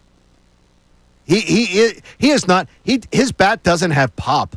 Yeah, but and that's the one thing that looks different than some of the others. So this is where I say there's good news, bad news with this story. The bat doesn't have pop. Yeah, but it's not like it could come. Like it could. I laugh at the hitting season thing all the time because how come some guys can hit in April? How come other teams don't have hitting season? Right. Like I laugh at it. Well, it's silly because we don't live in the frozen tundra. Right. And all these other cities that are cold, they don't seem to have to worry about hitting season. And so to me, Bryce Harper's bat, the one thing I am concerned about is the pop. It doesn't sound the same coming off the bat. It doesn't look the same coming off the bat. But what was it, 2 years ago when he was struggling with the home runs and then the All-Star break happened and he had like 20 after? Well, he was also coming off of Tommy John injury on his elbow. So, yeah, I know. I'm not scared that he can't get his power back later on. Yeah, I understand, but that's supposed to be fully recovered by now. And it's supposed to be stronger. I'm just a little concerned. Man, in 2023, he hit 3 home runs in May, 0 in June, and 2 in July, 10 in August. Right. Yeah, so it happens, and hopefully but he still it turns around. That wasn't a good home run year, though. No, it wasn't. Not that season. And what was it last year? 27? Something like that. Yeah, around there. I'm a little worried about the power outage. All right, well, we'll keep an eye on it. That's it. But I'm not worried about Bryce Harper being a big contributor for this team. Right. All right, coming up next, We'll get back to this Eagles topic that we have about who needs to step up this season. We'll check a couple of your text messages. What about some of the all-time greats currently on the team, if you're ready to call them that? Interesting. It's Kincade and Salciunas, 97.5 The Fanatic. Connor Thomas. Here's the thing with Aaron Nola.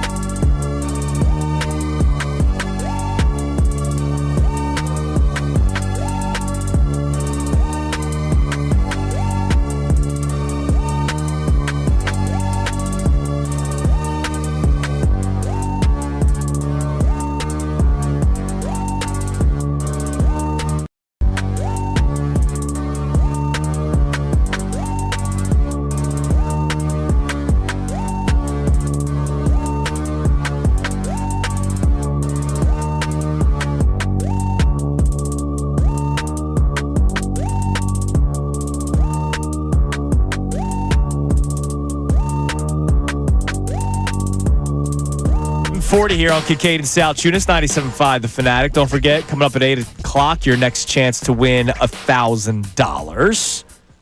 And make sure you check out the deal of the week. $50 pass to Treehouse World in Westchester for just $25.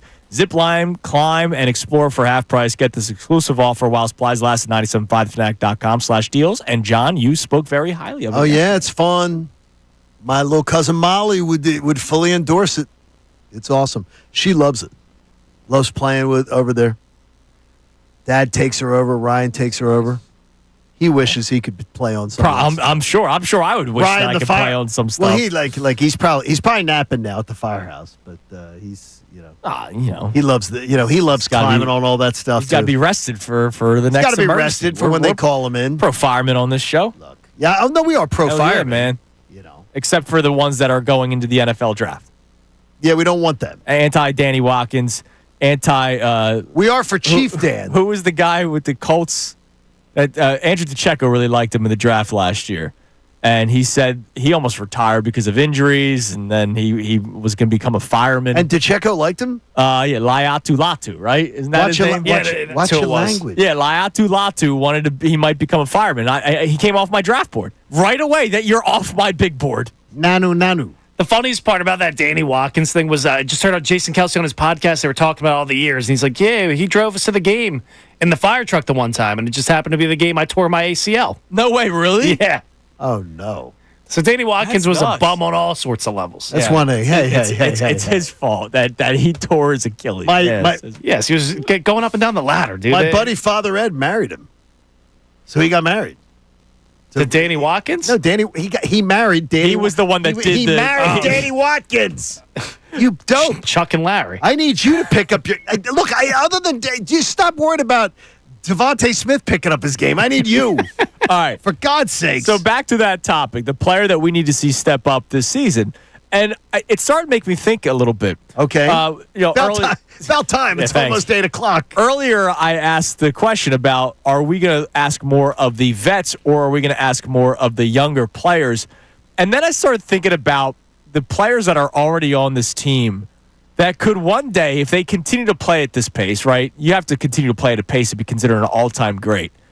We've floated out there the A.J. Brown, that he could go down as the greatest wide receiver in Eagles franchise history, and then maybe surpassed by I have no Devontae question he's Smith. going to be. Right. It's going to be, to me, it's going to be shocking if he isn't. How many other all-time greats could there be on this roster? Could there? Right? Like, I'm not saying that it's happened yet. Hurts is obviously in the discussion, winning a Super Bowl. Mailata will be in the discussion. He'll be in the discussion. That's a very historic position, though, It in is. Philadelphia. That left Yeah, we're tackle arguing spot. strictly Philadelphia all time. Yes, all yeah. time. Eagles greats, right? If we're building the all-time roster, right? Like at every single position, we won't do that show, I promise. Like Jalen Hurts will be in that conversation. Jordan Mailata, as you mentioned. Could you foresee one day a Quinyon Mitchell? Because again, longevity. No, You cannot bring it. I don't want to hear Quinyon Mitchell's name. I don't want to hear Cooper DeJean's name. I don't want to hear anything. They played 1 year. Okay. No, we cannot even bring their names in the discussion. The reason why I bring that up is because, like, a guy like Saquon Barkley, I don't know if he can end up being on a list because he's going to only play, maybe 3 seasons with the Eagles? Yeah. But the Roy Halladay argument with the Phillies. That's true. You could get there with the Saquon. Now, John wouldn't love it. No, I wouldn't, because Roy Halladay is not. But there's an argument to be made if he's that great for that short of a period, he could go down as one of an all-time great.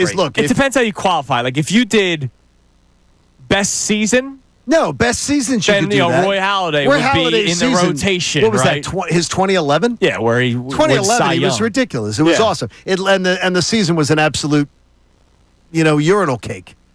Meant nothing. Yeah, because they lose It's in an absolute round one of nothing. the Cardinals. It was a He goes nothing. on for another couple 1,000-yard seasons in the next 2 years, and then maybe hangs on for a fourth. Saquon ends up with 2 Super Bowl trips, a couple rings. Oh, yeah, absolutely. that's totally, yeah, That's different. That would right. be exactly. He would be the antithesis of Halladay. Right, Because we exactly. have nothing to point to for Halladay, but a bunch of personal stats. Memories, John. Yeah, that's great. Nothing. Personal stats. Yeah, Nothing very but- good personal stats Yes, for a no, position where correct. you operate the game. No, but it's personal stats. It's nothing that did nothing for the team. As Throwing far a as- no-hitter in the playoffs does something. Well, how about for this? you. It does, but it's personal. It's personal accomplishment. If Dallas Goedert ends up staying on this team somehow, some way, is there an argument to be made there's a path for him to be the greatest tight end? No, No, because he didn't. Zach Ertz is considerably better than Dallas Goedert. If Dallas Goedert gets a second ring? hold on. If you ask me, they play every single game of their career healthy, Dallas Goedert would have gone down as a better tight end. But I'm he didn't. looking here on the sheet. It says, and if the queen had a royal scepter, she'd be the king. Right. Seriously. So Stop it with that. I'm just saying, to your point, I agree with you. Zach Yes. Ertz is the better tight end. Oh, you know what? Wait a in minute the here. history of the Wait franchise. a minute here. It does say that. It says if Joel Embiid actually had played, been healthy for his career, he'd be better than Shaq. Is tomorrow the day you have to leave early? Seriously, yes. Could you just, can you just make it today? Oh, my gosh. My God. I'm hearing all these With what your, ifs. With your little quips. These great what ifs. With your little it's amazing. quips. All right, what do we got in the text line about this topic today? About the player you need to see step up this season for the Eagles, even if it's just more than what you saw last year. Like if you did say Jalen Carter, because the defensive line is so new, or it's going to look so much different, and you need to see him become Aaron Donald, go for it. I think you're going to be asking a lot, but what are the people saying? Yeah, we got somebody checking in. No name on this one, but they said, I think it's going to have to be whoever replaces CJ, GJ. Whoever that is, could be Drew Makuba. We have to get that personality and toughness that got us to the Super Bowl from CJ, GJ. Without him, it was a completely different story in 2023. I'm worried about that position. I am. Because you're either going with a guy that I'm not a big fan of in Sidney Brown, or you're going with a second-round rookie who's going to have to learn the complex. How many times have you heard that Vic Fangio's got such a complex scheme and it's hard to pick up? And we saw it last year. It took them about 4 weeks and the bye week for them to really pick up the defense. Obviously, Cooper DeJean being on the field helps you because that was a big part of the first 4 weeks as well when he wasn't on the field. But I am worried about that position. That safety spot, it's either a guy that I'm not really a big fan of, or it's a rookie that I'm depending on. I'm concerned. I'm not going to say worried, but I am concerned. The way that I saw the youngsters come along with it last year, I have every reason to believe that Makuba can be quick on the uptake. Could be, yeah. He played in the toughest conference versus the toughest competition. Right. So I'm okay with that I think he'd be able to do that. But concern? Yeah. There's concern there in that because I do believe he's going to be targeted and exploited. Probably. Well, especially for a while. Because Quinyon Mitchell, I'm curious to see how they line him up. Last year, he lined up if you're facing the defense on the left side, right? So it was Quinyon Mitchell and Reed Blankenship. So stud rookie corner with a veteran safety. If Mitchell stays on the left side, and if Reed Blankenship stays on the left side, you're saying Keely Ringo, potentially, right outside corner, and Makuba or Sidney Brown, the right side safety. Right. Little concerning. It is. A little concerning. Vic, get to work. All right, coming up next, we'll reset today's topics. Your next chance to win $1,000 at 8 o'clock. And after, we give out the keyword. I have a question that I don't think anyone can answer me. It's Kincade and Salciunas, 97.5 The Fanatic. Fanatic Sports Update. Another gem from Zach Wheeler. I'm Brendan Gunn with your Fanatic Sports Update. The Phillies began their 6-game road trip last night with an 8-4 win over the Tampa Bay Rays. Zach Wheeler was on the mound, and he had another great outing for the Phillies. He went 7 innings, struck out 9, only allowed 2 earned runs. At the plate, the long ball is what got the job done for the Phils, including Alec Boehm's first home run of the year, Kyle Schwarber's nationally leading 12th home run of the year, and a 3-run shot that sealed the game late from Nick Castellanos. The Phils and Rays are back at it again tonight at 7:05. Christopher Sanchez is on the mound for the Phils. 1 week from today, the NFL schedule is set to be released, and we'll know the exact road to repeat for the Birds. But shortly after that, the owners are set to vote on the future of the Tush Push. ESPN's Adam Schefter joined the show yesterday, and he says it does not sound promising that play is going to remain legal. I believe that the Tush Push was on the way to being outlawed in the National Football League. I haven't heard or seen anything that's going to change my mind about that. We'll keep you updated on any news surrounding that story in the next couple of weeks. And we now have a new arena in town. Well, sort of. The building once known as the Wells Fargo Center will be changing its name to the Xfinity Mobile Arena starting September 1st. This update was brought to you by the New Jersey Division of Highway Traffic Safety. Motorcyclists share the road with us, but they are harder to see. Look twice before changing lanes, approaching intersections, or merging into traffic. A message from the New Jersey Division of Highway Traffic Safety. I'm Brendan Gunn on the home of the Trost Championship, 97.5 The Fanatic and 97.5thefanatic.com. Fanatic Weekend with Andrew DiCecco. Why Drew Makuba was one of my guys.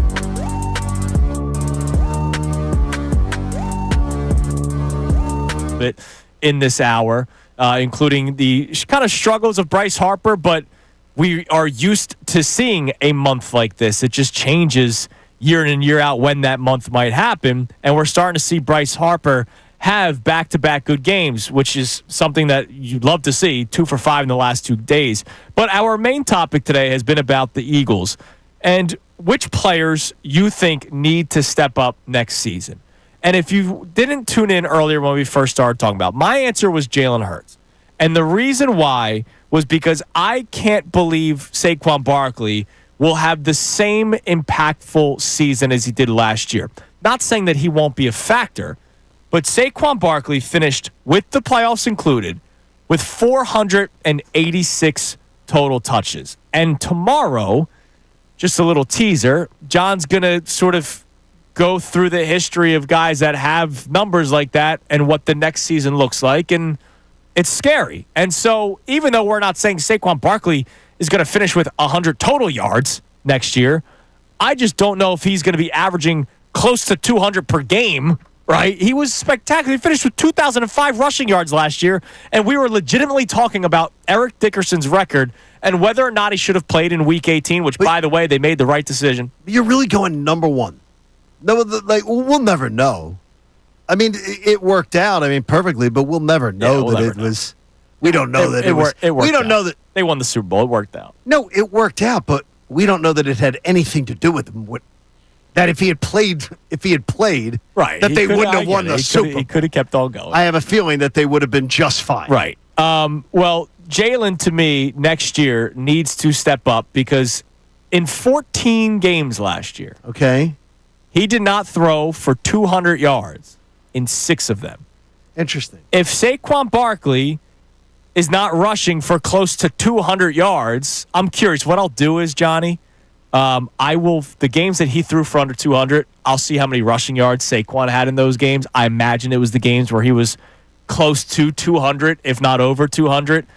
And if that's the case, I don't believe Saquon will have as many of those games next year because of the wear and tear. And so that means Hurts is going to have to step up. And I understand that you don't think that should be the number one answer. You have your number one answer. I honestly, I'm fascinated that it's the number one answer is on your mind is Jalen Hurts. The offensive driving force last year was the running game. And look, it was a perfect marriage with the defense, too, right? The defense was stopping teams, and then they kept running the clock because of the way they played the offense. But here's what I'm just drawing you guys back to, because, I mean, you came with that, and Gunnar came with Devontae Smith. Yeah, I'll be honest, I didn't agree with Gunnar. Listen, I know it's out there. I'm just a kinder person than you are. But I'm saying to you is this 4 veterans, 4 major veterans are gone from the defensive side of the ball. And you guys are jumping to the offensive side of the ball. It doesn't make any sense to me. We're talking about the number one defense. I know 4 guys are gone, but there's a lot of guys I expect to be out there and be leaders again. Jalen Carter's going to be fine. Zach Ball's going to be fine. Quinion's going to be fine. You're talking about the number one defense that lost 4 major veteran contributors. That saws all pro level caliber players at all 3 levels. But you're talking about a great offense that lost like nobody. And so it doesn't compute to me that losing those 4 guys, it's just like everybody's going, ho-hum, yeah, we'll be fine. Yeah, it's okay.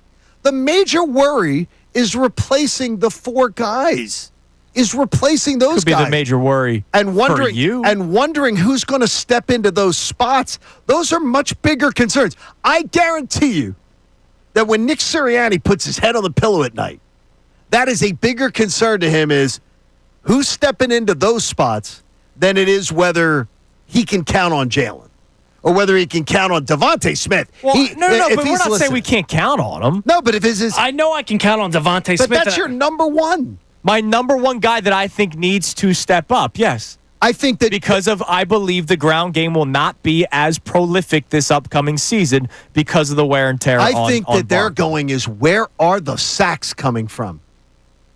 I think we said that last year at this time too. And but they had veterans. They don't have veterans. They don't have Brandon Graham, who ended up stepping up last year. They don't have Milton Williams that ended up stepping up. They don't have Josh Sweat, who ended up stepping up. Yeah, So but nobody who's was high doing on the that? horse of Milton Williams at this point last year, besides Bill Besides Colarulo. Bill, I understand that, by the way, and I give Bill all the hype in the world for that one. But the thing is, those are 3 veteran guys. So who are the 3 guys stepping up into their spots? Go ahead. What I'm saying is, who are the 3 guys stepping up into those spots, into those roles? You hope it's Nolan Smith.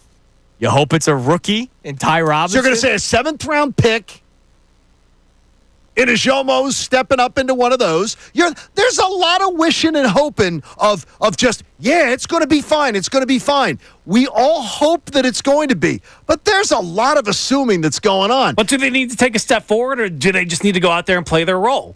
I think they need to take a huge step forward. Like, they need to take the giant step forward because they're going to be counted on to do big things. This is a team not expected to. I'm counting on Jalen Hurts to do big things. But Jalen has already proven to you he can do whatever he's asked to do. Honestly, if I was to say to you the statement that Jalen Hurts has played the 2 best games of his career in the Super Bowls. Yeah, absolutely. Then to me, I don't need to worry ever that he can step up at any time. Oh, I'm not worried about it. No, It needs to happen. He can't have a bad season. So you're saying your number one thing. Here are the 6 games where Hurts threw for under 200. Saquon had 95 yards against the Saints. So not that. And that game, that sputtered. The whole game sputtered. No, I'm sorry, not the Saints. The Falcons game. Oh, Falcons game. He had 95 yards. In week 4, that was the Tampa game, so I almost want to throw that one out the window for both Hurts and Saquon. Saquon finished with 84 rushing yards. But then week 6, when they played Cleveland, 176 rushing yards. Week 11, when they played the Commanders, and that's the game that Hurts was not knocked out in, 146 rushing yards. Week 12 against the Rams, 255. And in week 13 against Baltimore, 107. So the 107, I believe, could still be a factor. 176, 146, 255. I don't know if he's going to be able to do that again this year. No, I absolutely believe that they can't let him. Right. But what I'm telling you is that the much bigger concern is who's stepping into those spots on the defense. Yeah, as far as stepping up, Johnny. Step up. The players they need to step up are who's stepping into those spots for the veterans that are gone. The defense lost 4 guys. That's not stepping up. That's stepping to the podium. We don't know who they are yet. Well, then that's a much bigger concern for you than Jalen Hurts. I'm not concerned about Jalen. I'm telling you, the question is who needs to step up next season. And I'm telling you, it's going to be Jalen Hurts needs to step up because he's going to have to throw the football more. I can't even fathom this. When I hear the term step up, I'm not thinking about a new guy stepping into the job for the first time. That's not stepping up. That's going to start and for I'm the also first not time. saying that I don't think Hurts can do it. I'm just telling you he needs to do it this year. If those guys don't step up, they're stepping up into spots where they're needed to start. They're needed to be starters, and they're needed to contribute. But how can they step up ways. if we don't even know the baseline for them as starters Well, yet? then that's why it's a much bigger issue. But and if a much Hurts is bigger throwing concern. for 150 when Barkley's running for 80, it's going to be bad. There is zero reason for any kind of not any kind of concern or otherwise. If they design an offense, and we have an offensive coordinator that can design a passing tree, which I'm not sure we had one last year. And I don't know if we have one this year. And I don't know that we do either. I don't know. That's why then Kevin Patullo is Kevin Patullo is my number one concern about the Eagles. As it should be. My number one concern when it comes to the Philadelphia Eagles is that they once again have tossed the keys to a completely unknown commodity who no other team in the NFL said, yeah, we got to poach him. I could say the same thing about somebody else in town. But first, you're listening to 97.5 The Fanatic, WPEN, WPN, HD1 Burlington, Philadelphia, Beasley Media Group Station, broadcasting live from the Comcast Business Studio, powering possibilities. Let's give out some cash quickly here, Gunner. The Fanatic signing bonus. Your keyword is gains. Like Johnny's getting gains at the gym, man. Gains. Gains. Text that word. And not on the scale, baby. Text that word to 45911 or enter it on the Fanatic app or 975thefanatic.com. You have until 8:25 to do so. One random entry wins $1,000 in this company-wide contest. The call will be from Beasley, so be sure to answer your phone. Fanatic signing bonus sponsored by Live Casino and Hotel Philadelphia. Voted best casino in PA by Casino Player Magazine. Can somebody tell me what Elton Brand does?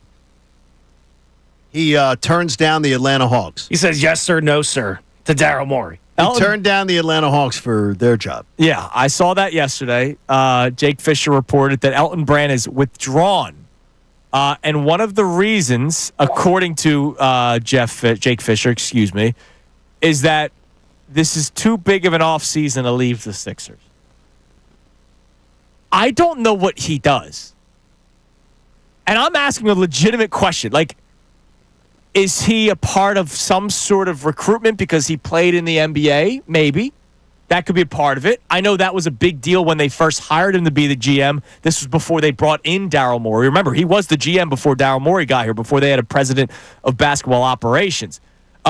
He was horrible as the GM of the Sixers, by the way. I think that's fair. It was really bad.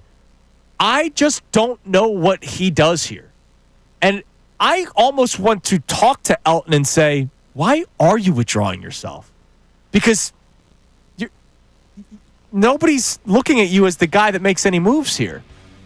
And the moves that you did make were pretty bad. When I read that he was sticking around because it's an important offseason for the Sixers, I'm like, what? He's not going to have any say in it. And there's no flexibility here. But he doesn't have any say in it. Like, let's face it.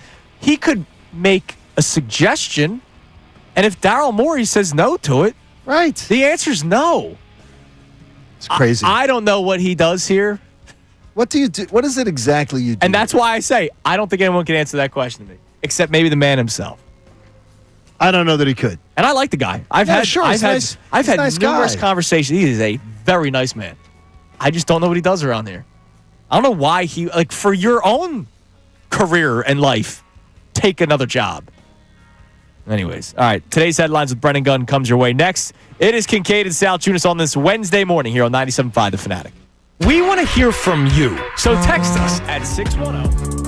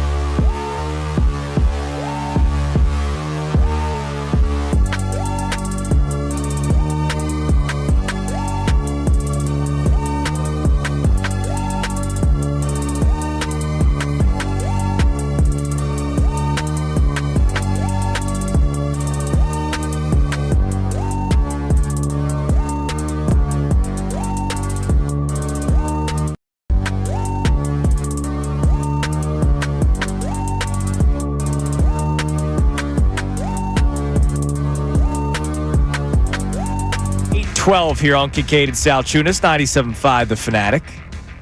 Got today's headlines with Brendan Gunn coming up here in a second. In the next segment, I'm curious to get your opinion on something that happened during the Phillies game yesterday. I'll get into that coming up in a little bit. Okay. All right, and don't forget, we have another pair of tickets to give away at some point today. We'll let you know how. For the general admission tickets to the Maurice Piers Eagles Autism event. We've given away a couple pairs so far this week. We'll let you know how you can win them soon. It's on July 13th at Maurice Piers Amusement Rides and Raging Water Parks. Water Park. For more information on the event, head to mauricepiers.com/event. Always such a great event that the Eagles do. Is that the same day as the bike ride? Because they also do the bike ride. And the bike ride comes up.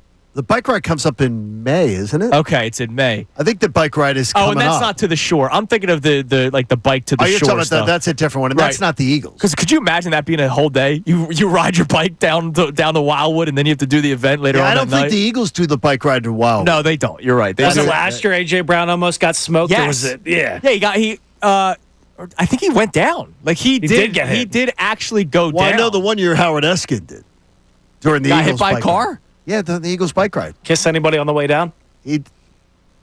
That's uncalled for. It is time now for absolutely today's headlines with Brendan Gunn. Today's headlines with the one and only Brendan Gunn. Where's the Devontae Smith? You'll get a high five from the guy that comes up at 10, though. For that one. unbelievable. Go ahead. For over 70 years, Lundy Law has been fighting for injured people. If you need them, remember the name Lundy Law, your injury lawyers. Visit LundyLaw.com. That's LundyLaw.com.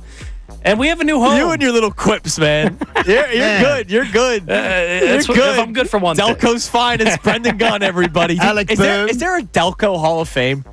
Because I would like sure to see, there is. I would I'm like sure to see there you in is. it one day. Sure there is. Listen, Could be I'm my already there fourth. if there is one. That's right. You could That be could in be it. my fourth. Brendan could be in it. The Pooper could be in it. It'd be The Pooper should be in it. She's the first. But we got a new home for the Fanatic Knockout Tournament next year. It's no longer going to be called the Wells Fargo Center. It's had a nice run. Wells Fargo Center, Wachovia Center. Next in line, the Xfinity Mobile Arena. You mean the X? the X. Just Yes. call it the X. We talked this morning. It's the X. Andrew and I have just named it. It's the X. No need to do anything more. Just call it the X. The X. It It works. First off, I like Xfinity. You know, Comcast Business Studios powering possibilities. But baby. it's the X. Just call it the X. I, with all due respect to the great people at Wells Fargo, you need a good nickname for your building, right? So like Lincoln Financial Field, the Link. Citizens Bank Park, you could call it the Bank, right? The Farg, I hated. People tried forcing It that. should have just been the Well. Would have been easy. Or you could have just called it Wells Fargo Center. Like, it's all right. No, I think that never rolled off the tongue. I know. But the X, it makes sense. Yeah, the X is it. It's the X. The X. I Tonight mean, at the X. I don't hate it. It looks No, like well, they're that's getting a good. little bit of a renovation to it. Looks like it's going to be placed on top the Xfinity Mobile Arena. Nice helicopter shots there. Yeah, the video, the AI video looked pretty cool. I mean, it's the same building. In case Isn't there on the roof right now? Or am I imagining that? I don't think there's anything on the roof I'm right not, now. I'm not sure. I haven't been parading up there all that much. No, I thought there might be, but that could be just my mind playing tricks on me. But it is still the same building. In case people are confused, Yes, because they 6 years. They are obviously building it. But yeah, 6 years, 2031 is when the Right, new the new building place will will come. be built. I can't wait for the whole revamp of. And it might make traffic and life hell Temporarily. down there, but I can't wait for the finished product. I will just tell you, when the stadium is built, that's one thing. When the battery is built, having lived through the battery and seeing it, and seeing the scale of this battery, what it's going to be, this city is going to love it. It's amazing. It's amazing what it's going to offer. Absolutely. Excited for that and excited for this next topic. Ever since the Eagles have sent Jaden Daniels home to his offseason, he's been popping up a ton. Girls left and right, Juju Watkins, Right. whoever he was with last night. And every time he's with the girl, somebody else pops up. And it's his mom. No. He's out also in Again? Miami going to a club. And his mom, he's leaving the restaurant with the girl, hops in the Uber. The Uber guy opens the door. And who's sitting in the back seat already? What? His mom. What the? Yeah. Seriously? dude. Like, at some point, you got to grow up. Why is mom in the Uber with it? What's going on? That's a problem. And look, I'm a mama's boy, but like, I love my mom. but mom, I love hey, my mom too. Hey mom, going on a date here, ma. Like, Like, Mom, what's going on? Like, go home to the $1 million house I probably bought you with my rookie contract. Mom, what is going on? I like. It's weird because we've heard about the dads that have been over the top with their athlete sons, right? That is unhealthy. This is just weird. No, that's mentally unhealthy. That's a really strange. And she can spin it all she wants about how there's women all over trying to get to him because he's got the money and he's blah blah blah. And I understand. Like, trust me, that he would not be the first or the last athlete that was maybe taken advantage of by a woman because she was looking for something out of it. Right? We've seen it in sports over and over and over again. But you also got to let the kid make his own decisions. I've shown At some point. I've shown you our friend from Atlanta's son, who is a social media influencer. Yes. He's got hundreds of thousands of followers. He is a fantastically beautiful human being. Yeah. He is a influencer now making Lots of money. millions of dollars. Yeah. He has women everywhere he goes. He sometimes has to have security. He's gotten that popular. His mom couldn't have anything less to do with him. And He's a grown man. He's a grown man. He's 20. This kid's 23 years old now. And it's like his mom is like, that's his life. I'm pretty sure Get the hell out of his life, Mom. Jaden Daniels is like 24 years old. He's older. He's a year younger than Jalen Hurts. He's an NFL superstar. Like, My I get God. loving your mom. Mom. I put it on Jaden Daniels a little bit too. Hey, like, Mom, step away. yes. It's like Bobby Boucher. All right? Mom said- She is the Mom devil. said- My daughter graduates college tomorrow. And I literally am saying my favorite thing to her is go, hey, Birdie, Yeah, go. Leave. fly. Hey, Birdie, fly. And you'll Because be she's there- off. I'm doing the dance. She's off the payroll June 30th. But you'll be there to and catch her if she and I'll needs. be there, right? If And I she go, needs yeah, it. you got the I do the safety little net. dance to her all the time. June 30th. I'm like, June 30th, I'm doing the off the payroll. It's just a Doing shame. the You dance. know, like, I'm not naive to think that maybe my father-in-law talked with my wife before we got married. Like, hey, if anything were to If happen. anything is to happen, Yeah, I got your back. I've already told my daughter, look, on the wedding day, she knows that when I go like this, that when I touch the tuxedo, that means we're off. We can go through the back door of the church, and we're off to Vegas. There's 2 tickets in there. And Mom can handle taking care of the guests and everything. But up until we walk down that aisle, we're out the back door, and we're off to a plane, and I'll take her to Vegas, and Mom can meet up with us. If she doesn't take those tickets, do you and the missus fly out? Absolutely. No, we're going to plan a trip anyway. Oh, okay, I've good. already said the week she the name is all the tickets got to be in her name. No, but the week she gets married, whenever she gets married, my wife and I will You're take out. my wife on a trip Gotcha. afterwards because Fair. I know my wife's going to stress me out Wait, with a wedding. I know it. Maybe we're just looking at it all wrong. Maybe they're trying to get the next Campbell's Chunky Soup deal. You never know. Maybe I'll tell you a story about my grandparents and my parents. Coming up next. Also, by the way, the Delco Hall of Fame. There are 2 broadcasters in it. What is it? There is a Delco Yes, Hall there of Fame. is. I did not know this. It's for athletes, but they do have a writer/announcer page. Really? Announcers. Chris Who? Wheeler. Well, Chris Wheeler, inducted in 2004. Chris Wheeler of Broomall, Pennsylvania. Love you, Chris. And of course, the legendary John Facenda in 2014. John Facetta. My father was his mailman. So, of Drexel Hill. you guys both have Wait a a minute. chance. Wait a You're minute. saying Keep up there's a the shot. great work, This man. could be 4. Wait a minute. Now I got a goal. Wait a minute. John Clark Not in should there. should be in. That may be one day. John Clark. No, he should be in. Yeah, well, maybe somebody's got to induct him. You know, it's got to happen. I mean, Nominate really? him. Yeah. Oh Coming my up gosh, next. this should happen. Coming up next. Seriously, where do they have it? Something that Pika's? happened. They better have it at Pika's before they Before it close goes. Exactly. I love Pika's. It's going. Yeah, Pika's and Delco's closing. Oh, dude, I love Pika's. You want to go before they close? Yeah, probably. All right, we can go for I lunch. used to go after Beasley softball, man. It's unbelievable. All right, coming up next. Let's go before that closes. Something that happened in the Phillies game yesterday that I will bring up because I'm curious to get your opinions on this. And also, I'll tell you the story about my grandparents on my parents' wedding night. Kincade Oh my Salciunas, gosh. 97.5 The Fanatic. Fanatic Sports Update. The National League home run leader does it again. I'm Brendan Gunn with your Fanatic Sports Update. The Phillies began their 6-game road trip last night with an 8-4 win over the Tampa Bay Rays. Zach Wheeler was on the mound for the Phils. He had another great outing. He went 7 innings, struck out 9, only allowed 2 runs. At the plate, the long ball got the job done for the Phils, including Alec Boehm's first home run of the season, Kyle Schwarber's National League leading 12th home run of the year, and a 3-run shot that sealed the game late from Nick Castellanos. The Phils and Rays are back at it again tonight at 7:05. Christopher Sanchez is on the mound for the Phils. 1 week from today, the NFL schedule set to be released, and we'll know the exact road to a repeat for the Birds. But shortly after that, the NFL owners are set to vote on the future of the tush-push play.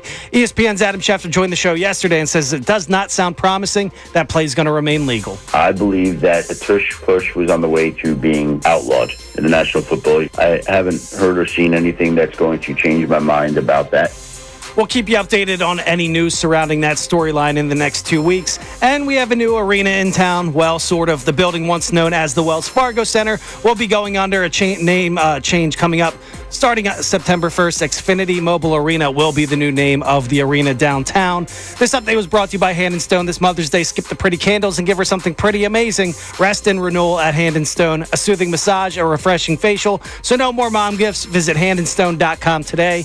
I'm Brendan Gunn on the home of the truest championship. 97.5 The Fanatic and 97.5thefanatic.com. Vacation? Business trip? Don't worry. You can still hear all your favorite Fanatic.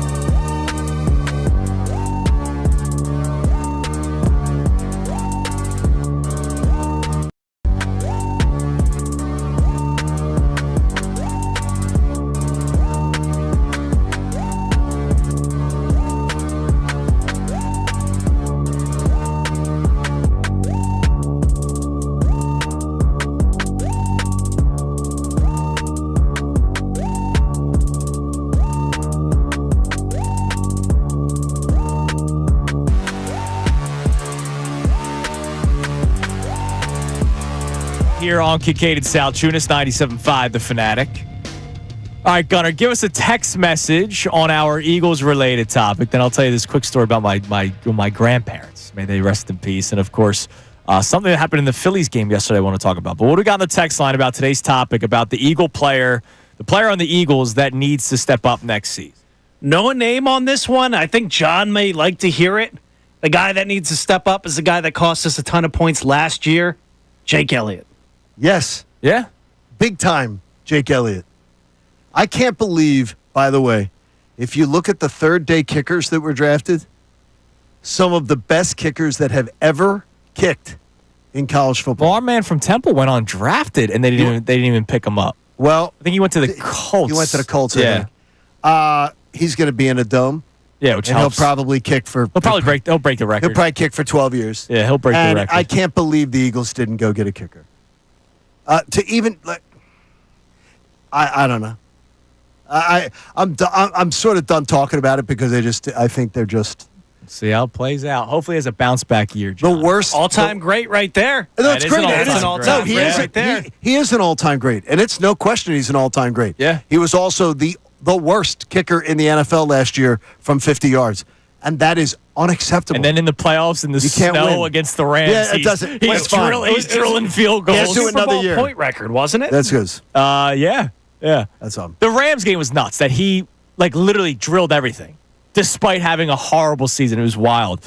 All right, so real quick, you mentioned the empty, the nest, the fly birdie. Oh yes, fly birdie. So my parents, when they first got married, they moved into my dad's parents' house because my dad's parents were moving. They were moving. Okay. They moved to Florida. That's where they ended up spending the rest of their lives. And, I used to visit them quite often down there.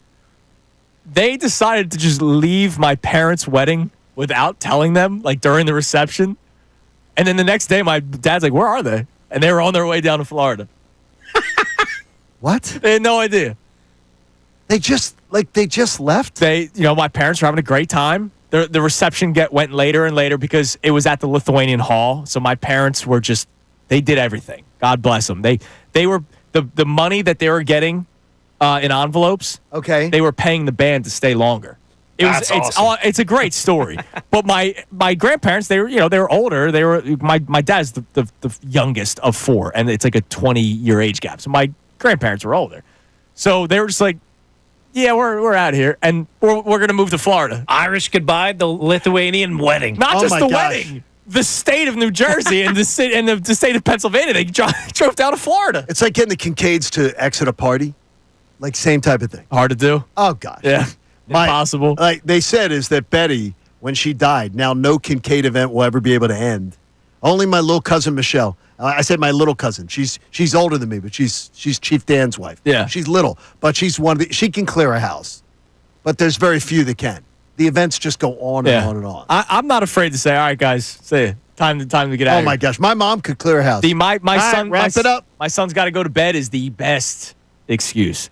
All right, last night Phillies played in Tampa, George M. Steinbrenner Field. Question for you guys: it's something that I hate at Citizens Bank Park, but I am okay with the in Phillies game Eagles chant on the road.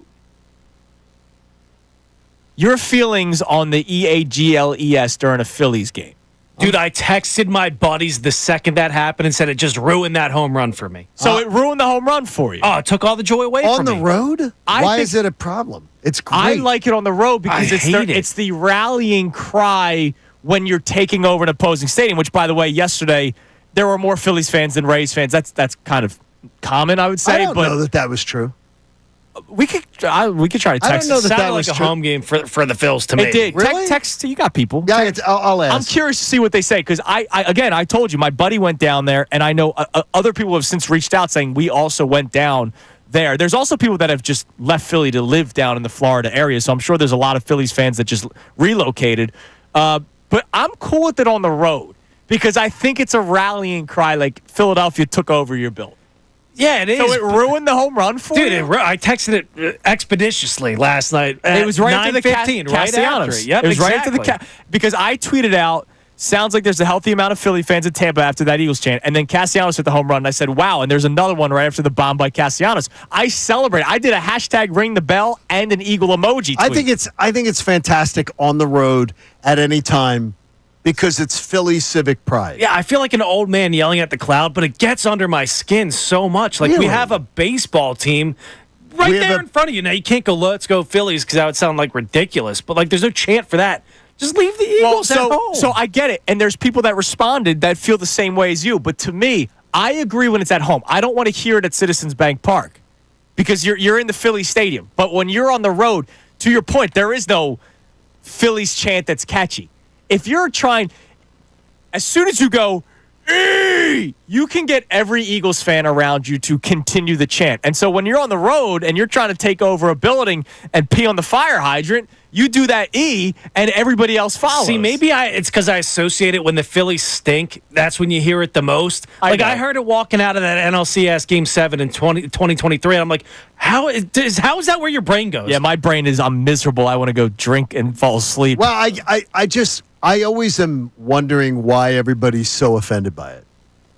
Like, do they think, look, the panderer in chief constantly panders to the Eagles crowd to try to gain favor.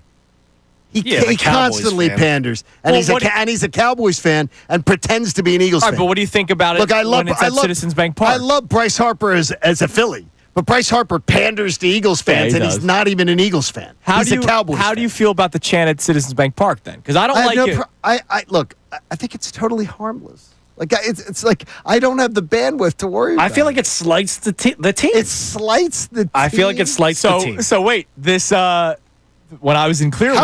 How about they got it? We have one team in town who has continually showed us that they know how to finish the drill. And it's a little wake-up call. Yeah, but how it's about not, you do it? No, it's not just contained to this exact Phillies core. It's been going on for years. It has been going on for years. Now, when I was in spring training and I did the Q&A with Boa and Jason Worth, Larry did say to the audience, hey, and oh, by the way, can you guys keep the Eagles chants out during our games? Exactly. Larry said it. That's I a legend. bet it's a little brother complex with the Phillies. Probably. And it is. And guess what? It's earned. It's earned by your own performance. You think it's earned? Yeah, it's after been a earned by three-run home run. They earned it. Yeah, Castellanos, you're no. right. You're right. It's been- Castellanos no. goes by a yard.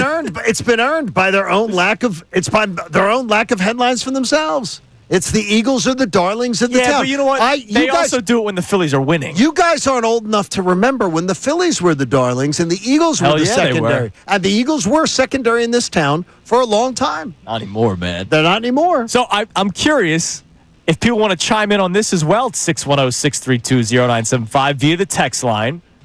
What are your feelings when you hear the Eagles chant on the road and at home or in general? Because on the road, I love it because I think it's a rallying cry. But I hear what you're saying, Brendan. I don't necessarily like it when it's at Citizens Bank Park, though. I don't have the same energy you have toward this. So chime in, 610-632-0975. We'll check our text line coming up next. Also, the latest athlete that said something on a podcast that could make you raise your eyebrows. It's Kincade Salciunas, 97.5 The Fanatic.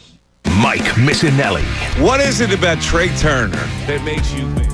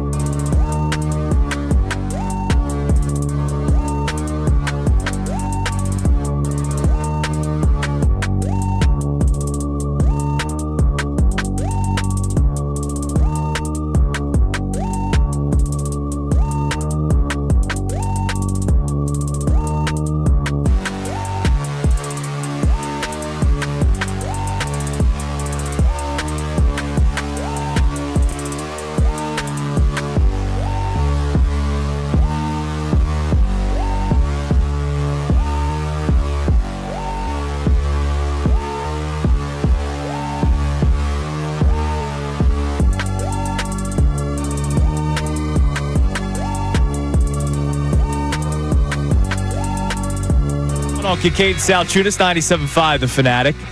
All right, this is an interesting take on the Eagles chant from Tommy Reardon. Tommy's a good dude. And it's a very, very interesting take, and I kind of love it. All right. Even though I'm anti-Citizens Bank Park Eagles chant. He says, I love the Eagles chant at all 4 sporting events.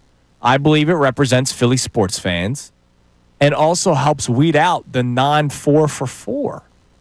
Imagine sitting at Citizens Bank Park, you scream the E, and then you can quickly sniff out the cowboy cockroaches that are wearing the Harper jersey.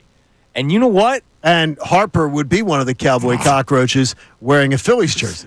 I love that point. Because he is. I know. He's a cowboy cockroach. I love that point, though, because that's interesting. I hate the person. I'm sorry. I do not trust you. I should not say I hate, but I do not trust you if you are a fan of the Cowboys, but you like the other 3 teams in Philadelphia. Because I think back to Red October, the ones that actually lasted more than 5 games. Like those are great. Unlike this like past last year, yeah. Last year was Bled October. You mean to tell me when the Eagles, the year the Phillies went to the World Series in 2022, the Eagles were what, 8-1? Was their first loss, was Week 9 to the Commanders. Yes, that Monday night game was just treacherous. You mean to tell me you're giving me a high five and hugging me when Bryce Harper is hitting a home run to send the Phillies to the NLCS? Well, that's because he's a Cowboys fan, so that's why they Bryce, won. I'm talking about the fans, man. Well, he's a Cowboy fan. Okay, I'm not talking about the guy that sits next to you in section 420. All right, not Bryce Harper, who's making me smile with his home run. The guy that gives you the hug, celebrating it, is also putting a knife in your back because he's saying "Go Boys." Yes, because him and Bryce are the same breed.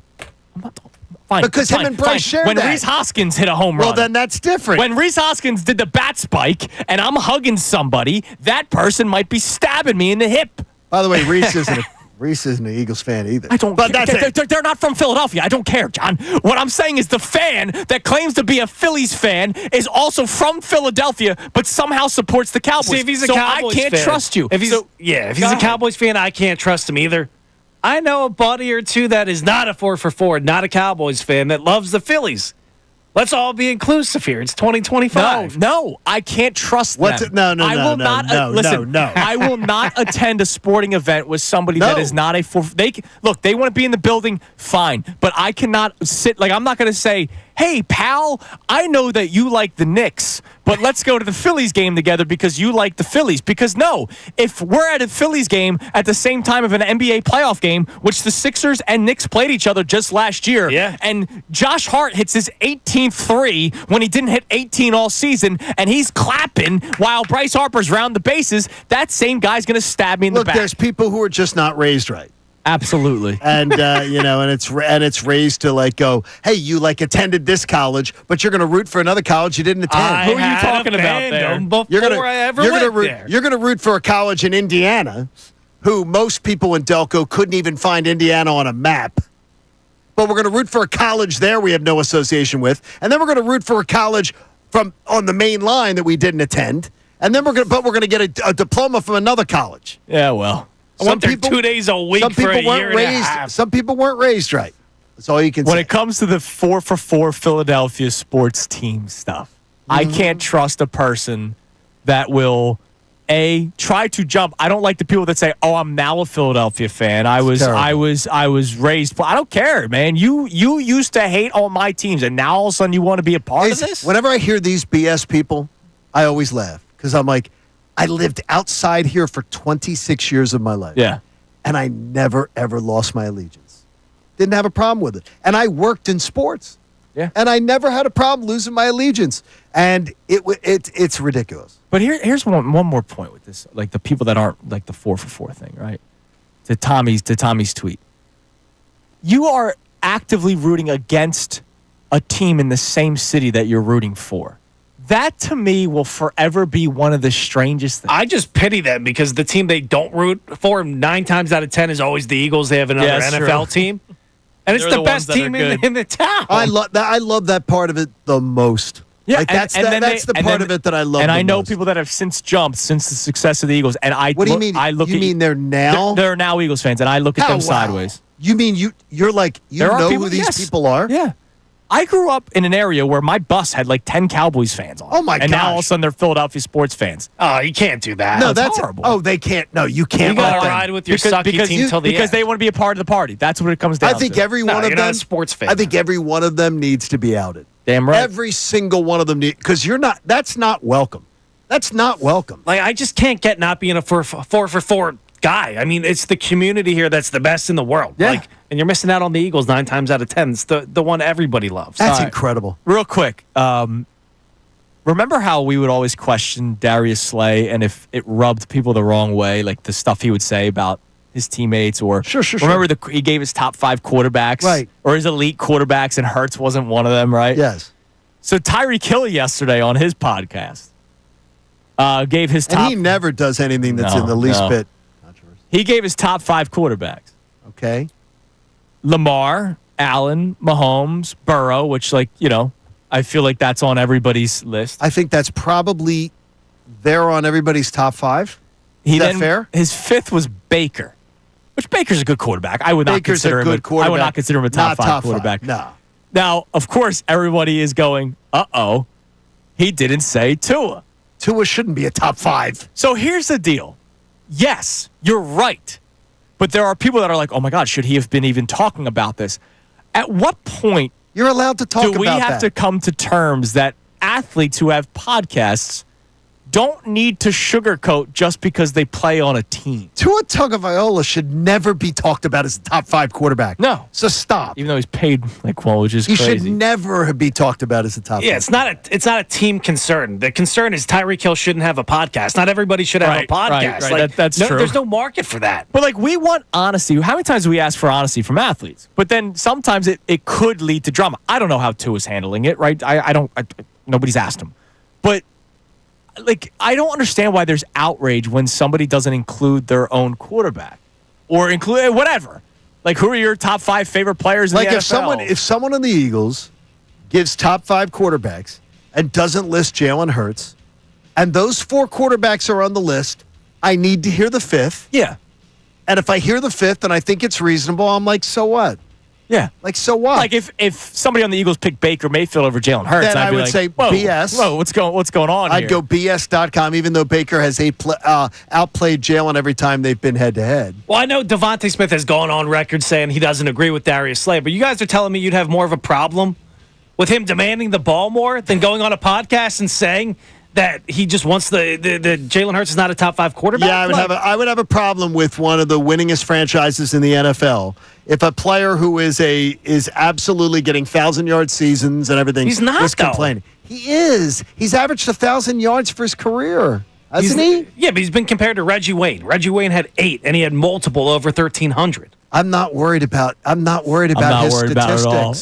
Yeah, Gunner, I don't know. I'm not worried about his statistics. We're paying you. That We're paying you. Delco Hall of Fame, man. You better not hurt your chances. Listen, you he's- get in, you bat 3 wait for a minute, 10. though. He could get in the Delco Hall of Fame, though, because he is one of those, I'm a Notre Dame fan. That's and true. I root for Villanova. I went to Temple, but I root for Come on, Villanova. you're that's from a Delco. special It's- Hall of it's- Seriously, Fame. it's you're in Notre there. You're Dame, doing a lot of those not things. Notre Dame. What kind of There you Delco go. are you from? There you go. All right, coming up next, we'll reset today's topics. Hear more from you about the Eagles chant, either at Citizens Bank Park or on the road. And, of course, the Eagle you need to see step up some more this upcoming season. You can text in at 610-632-0975. It's Kincade Salciunas, 97.5 The Fanatic. Fanatic Sports Update. Alex Bowman finally goes yard. I'm Brendan Gunn with your Fanatic Sports Update. The Phils began their 6-game road trip last night with an 8-4 win over the Tampa Bay Rays. Zach Wheeler was on the mound for the Phils. He had another great outing. He went 7 innings, struck out 9, only allowed 2 runs. At the plate, the long ball is what got the job done for the Phils, including Alec Boehm's first home run of the season, Kyle Schwarber's National League leading 12th home run of the year, and a 3-run shot late that sealed the game from Nick Castellanos. The Phils and Rays are back at it again tonight at 7:05. Christopher Sanchez is on the mound for the Phillies. 1 week from today, the NFL schedule is set to be released, and we'll finally know the exact to road to a repeat for the Birds. But shortly after that, the owners are set to vote on the future of the Tush Push. ESPN's Adam Schefter joined the show yesterday and says it does not sound promising. That play is going to remain legal. I believe that the tush push was on the way to being outlawed in the National Football League. I haven't heard or seen anything that's going to change my mind about that. We'll keep you updated on any news surrounding that front in the next couple of weeks. And we have a new arena in town, sort of. The building once known as the Wells Fargo Center is undergoing a name change. It will now be known as the Xfinity Mobile Arena starting on September 1st. This update was brought to you by the PGA Tour's Truist Championship. The Truist Championship is coming to the Philadelphia Cricket Club's Wickahisson Courts May 7th through the 11th, starting tomorrow. Tickets are on sale now at truistchampionship.com. That's truistchampionship.com. I'm Brendan Gunn on the home of the Truist Championship, 97.5 The Fanatic and 97.5thefanatic.com. 97.5 The Fanatic and live.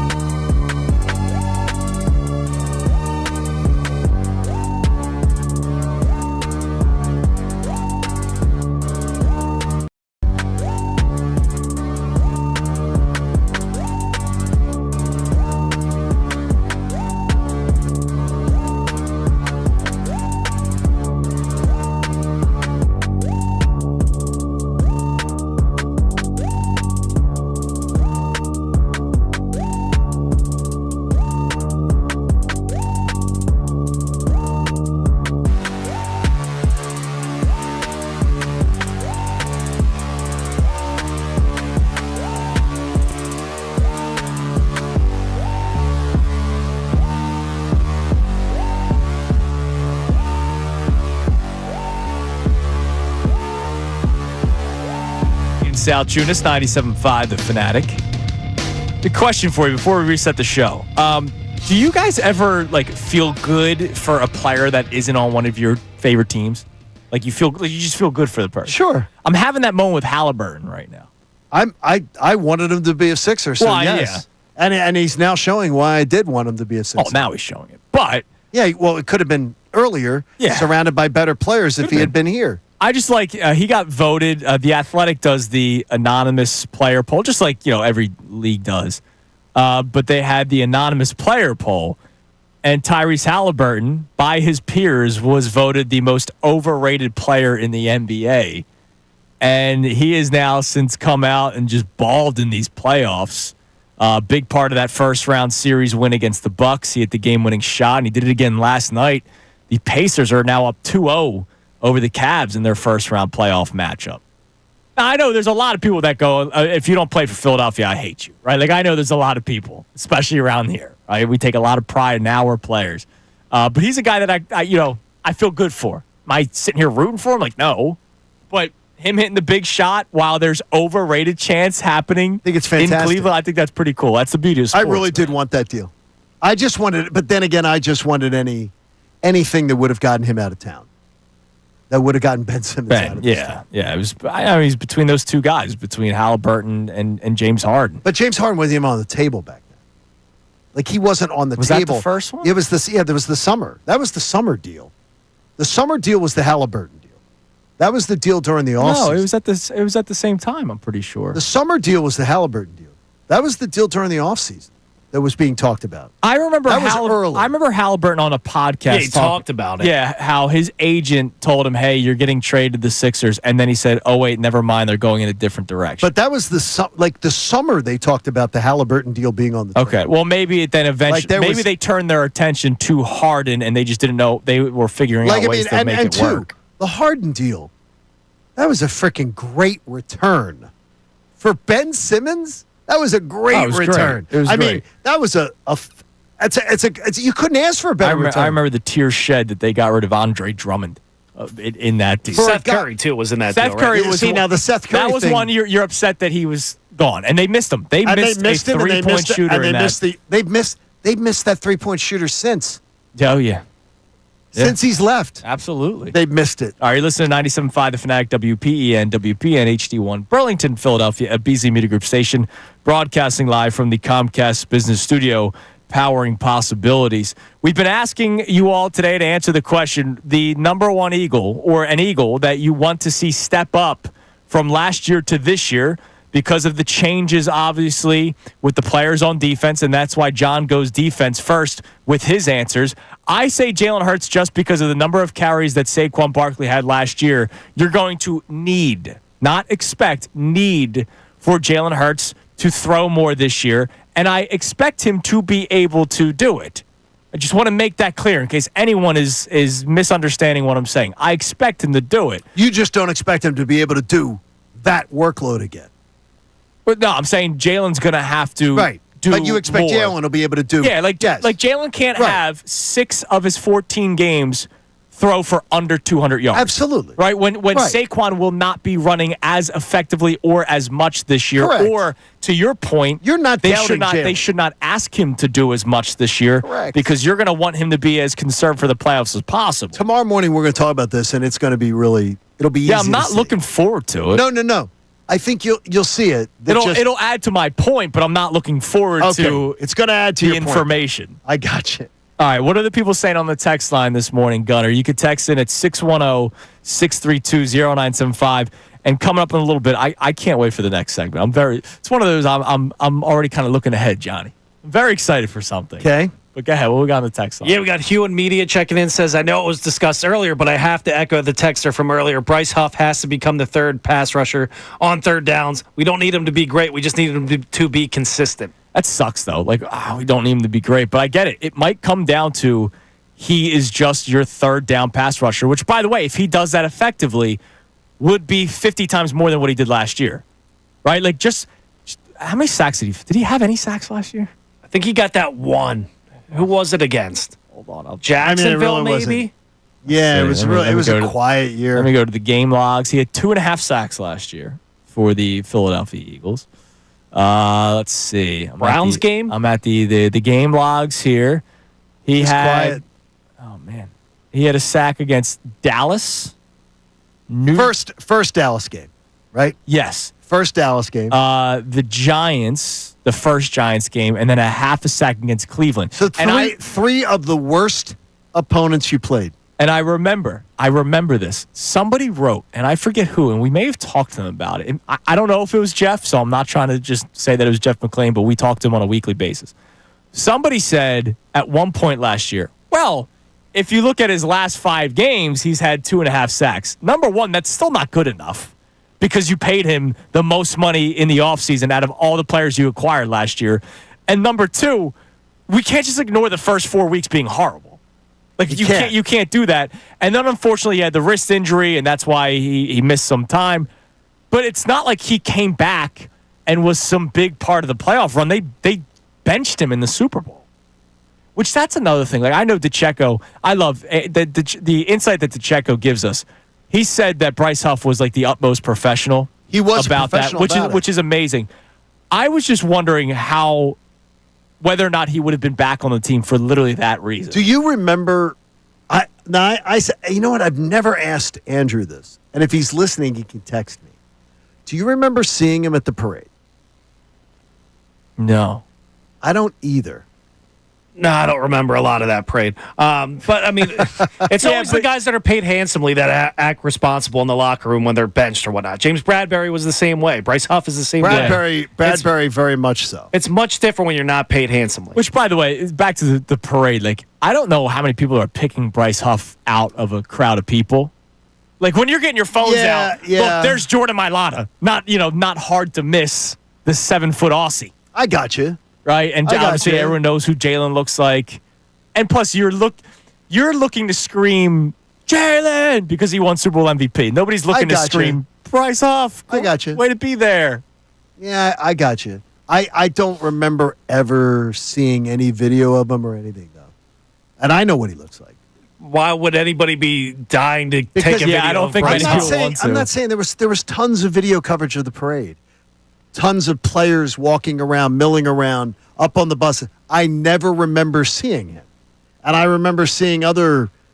I'm going to choose. I almost said them a play. Other players that were very low on the roster that I remember seeing. Yeah, I don't remember seeing him. It's just something I don't remember. By the way, the terms are official for the trade. If you missed it earlier this morning, the Cowboys have traded for George Pickens. What did they give up? The Cowboys have agreed to terms with George Pickens, this per Adam Schefter, a 2026 6th-round pick from the Steelers. So Pickens and a 2026 6th. Okay, and what'd they get? The Steelers, in exchange, got a 2026 3rd-round pick and a 2027 5th-round pick. That is a steal. Well, he's in the final year of his deal. That's a steal. And he's a nutcase. That's a steal. That is a steal. Unless he's a nutcase. No, he is a nutcase. That's a steal.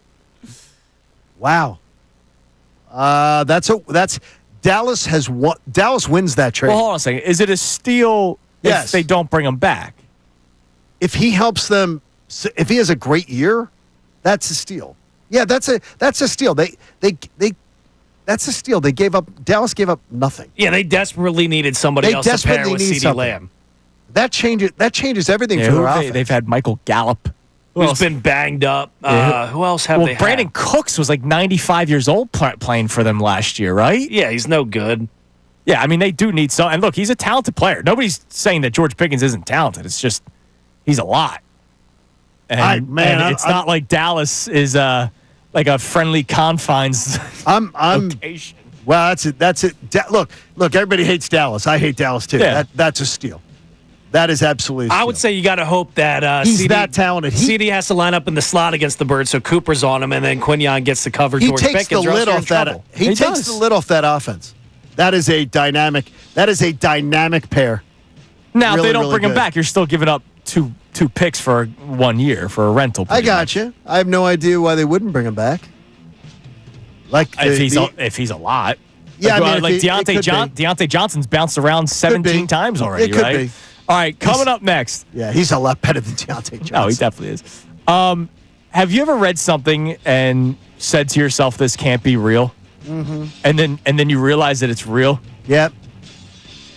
I had that moment this morning before the show started, and I didn't even tell you guys.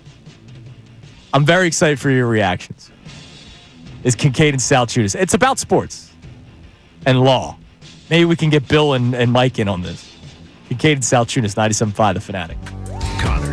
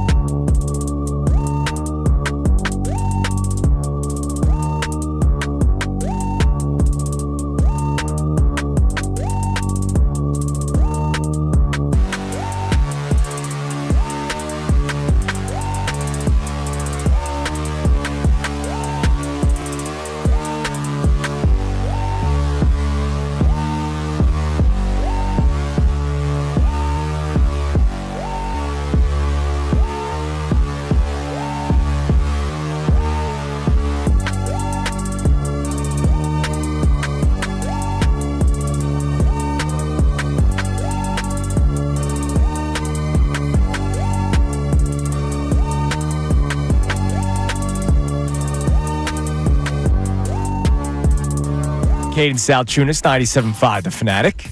Ray on Dunn this is Wednesday a morning. breath of fresh air. Yes, he is. Ready to go. Always Producing the Mike smiling. Missanelli show. Always today. smiling. He's just a positive life force. Yes, he is. When he's smiling, the whole world smiles too, man. He does. Unbelievable. All right, give us a text message, Gunner, and then I can't wait to read you something that I couldn't believe was real momentarily. You can text the show at 610-632-0975 on the Eagle that you think needs to step up next season or anything else that we've talked about so far this morning. Yeah, we got Garr checking in, Garr. Hopefully I'm pronouncing it correctly. The Phils are a losing franchise, the most losing franchise in sports history, to be exact. Football is king in Philadelphia. I'm good with it on the road. At home, I wouldn't partake in it. Obviously, talking about the EAGLES, Eagles chant. Yeah, I mean, look, I am pro Eagles chant on the road because I think it's just a rallying cry. I just don't necessarily like it at home. But I do like that Tommy Reardon, who we had earlier, tweet in saying it could weed out the non 4-for-4 fans.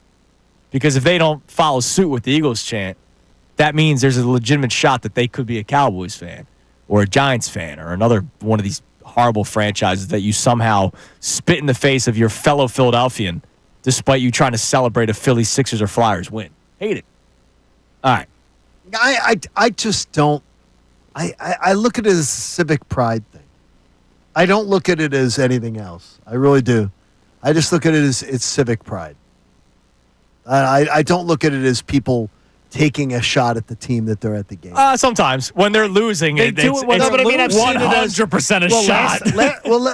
Last night, is that a shot? No, last night to me on the road, I like the rallying cry. But even in the summertime, I think it's just civic pride. When you're To at a me, game that's and the silly. Phillies are losing 7-0 and somebody does an Eagles chant, it's more so mocking the Phillies. Yeah, it's tongue-in-cheek mocking the Phillies. And if it's a civic pride thing, it's like if you had two kids and one kid's dominating in Little League and you say, let's go Guns instead of let's go Brian, I'm taking it as a shot if I'm Brian. It's my time to shine. Like, it's not everybody at this point. It's mine. Like, this sounds very personal to you. nah, come on. If anybody was saying Did any this name in my happen? family, it was me. I was the best. That sounds very personal. All right, you ready for this headline? What's I the wanna hear it. headline? I need you guys to just be prepared. What is it? Fan sues NFL for $100 million What happened? over Shador Sanders' draft slide, citing emotional distress and trauma. Shador Sanders should sue his father. That should be the headline. Well, if it's a civic suit and they do find some kind of collusion, What collusion? All right, hold on. I'm saying if. Hold on. What collusion? So this person they're on the lawsuit is John Doe John Doe? because they don't want to put their name to it because it's ridiculous. Because they're idiots. John Doe, according to the lawsuit, is a dedicated fan of the Colorado Buffaloes. More of a Colorado fan, like college football fan, than a fan of an NFL team, okay? And has been a big fan of Shador Sanders. And the plaintiff claims that the reports and, quote, leaked statements suggesting that Sanders, quote, tanked interviews and wasn't prepared and was too cocky in the pre-draft process helped create a narrative that, quote, unjustly harmed his reputation. Okay. These slanderous statements caused emotional distress and trauma to the plaintiff as a fan and consumer of the product. Okay, here's the I'll do what Bill and I want to hear Bill and Mike on this later today because they actually are attorneys. Yes. But I simply can understand from business law classes, could tell you right now. The person who filed the lawsuit has no knowledge of the interviews. They have no personal knowledge of the interviews. So right there, a judge would go, you have no knowledge of what you're speaking of. So that's inadmissible, whatever you're claiming. That doesn't make any sense. You can't speak of that. So that makes no sense. The people who were in the interviews who talked to NFL insiders, they were actually there. They had personal knowledge. They know that when Cam Ward came in for interviews with a Oxford shirt on and khaki slacks, and other players came in wearing blazers or wearing casual clothes. Some guys came in jeans and a golf shirt, and Shador comes in with sweatpants and his baseball cap and his headphones on. That some people took it seriously and some people didn't. What's the statute of limitations on this? So here's what there's. The plaintiff alleged several claims against the NFL. One being the violation of the Sherman Antitrust Act, which is collusion against among NFL teams, and also intentional infliction of emotional distress and trauma and violations of consumer protection laws. Collusion must be proven. In addition to $100 million, the plaintiff requests the following: a formal acknowledgement from the NFL regarding the emotional distress caused by their actions and statements, a retraction of the slanderous statements made about Shedeur Sanders, along with an apology for any harm caused to his reputation, implementation of fairer practices in the drafting process to ensure that talented players are recognized and given opportunities based on merit, and any additional remedies the court deems appropriate, including compensatory damages. Okay, here's just a little background here. I think that they would more prove the case is say his dad did damage to him, having Gilly the Kid hanging out. I stand backstage. with John Doe. Demonstrating you must be able to. They must be able to demonstrate that there was a secret or illegal agreement between parties.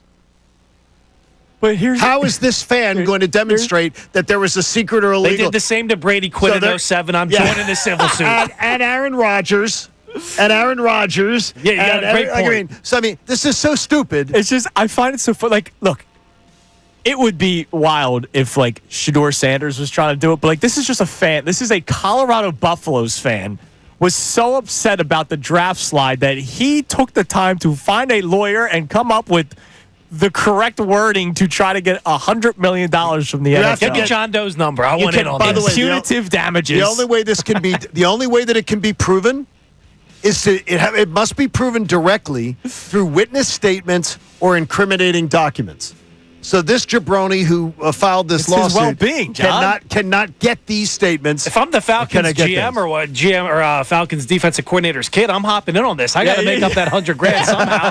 I heard my dad just completely destroyed this kid for no reason. So did I lie to you guys that it's That's one of these incredible. Articles that I thought this was. I thought somebody got hurt. I thought this was the Onion. I thought for sure someone got hurt at a game or something. Oh, yeah, it's like absurd. somebody got pushed down the stairs by a drunk or something, and they were going to sue the team. Nope. The Wow. emotional distress and trauma, man. Wow. I could sue the Phillies for that and the Sixers. The city of Philadelphia. Speaking of the Sixers, Wow. we had some big news yesterday with the future of the South Philly Sports Complex. Basically just the name. Brendan mentioned it during today's headlines. But the afternoon show reacted to the news yesterday. They all agreed. And John was stunned by what they agreed on. They It's were all Kincade agreeing. and Salciunas here on 97.5 The Fanatic. Fanatic Sports Update. Alec Boehm hits a home run. You heard that right. Alec Boehm hit a home run. I'm Brendan going with your Fanatic Sports Update. The Phillies began their 6-game road trip last night with an 8-4 win over the Tampa Bay Rays. Zach Wheeler was on the mound last night for the Phils. He had another great outing, went 7 innings, struck out 9, only allowed 2 runs. At the plate, the long ball got the job done for the Phils, including Alec Boehm's first home run of the year, Kyle Schwarber's National League leading 12th home run of the year, and a 3-run shot that sealed the game late from Nick Castellanos. The Phils are back at it again tonight against the Rays at 7:05. Christopher Sanchez is on the mound for the Phils. 1 week from today, the NFL schedule will be released, and we'll know the exact road to a repeat for the Birds. But shortly after that, the NFL owners are set to vote on the future of the tush push. ESPN's Adam Schefter joined the show yesterday and says it does not sound promising. That play is going to remain legal. I believe that the tush push was on the way to being outlawed in the National Football League. I haven't heard or seen anything that's going to change my mind about that. We'll keep you updated on that front as the vote comes to get nears closer in time. We also have a new arena around in the city. Well, sort of. The building once known as the Wells Fargo Center is changing its name to the Xfinity Mobile Arena. John Kincade and Andrew Salciunas are going to share their thoughts on that next, and if it means anything for one of the teams playing in it. This update was brought to you by Mercedes-Benz. That feeling of owning your first Mercedes-Benz is hard to believe, but it's real. From the leather stitching to the iconic design, every element of a Mercedes lives up to its reputation. See for yourself at your local dealer. I'm running out on the home of the truest championship. 97.5 The Fanatic and 97.5thefanatic.com.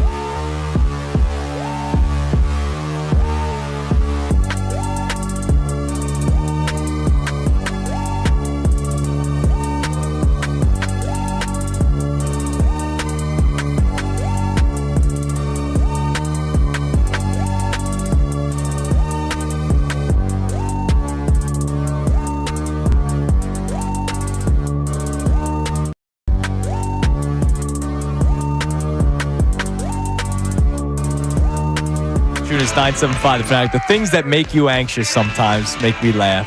27 teams in Major League Baseball have a worse fifth starter than Taijuan Walker. I was hearing our man Connor Thomas, who's doing a really good job with the afternoon show. Yes. Good job, Connor. Even though you'll rip him in a second. 27 teams have a worse fifth starter. And now he's being taken out of the rotation to go to the bullpen. And it's just as like, it's one of those things where it's like, I know you have to get Ranger back in.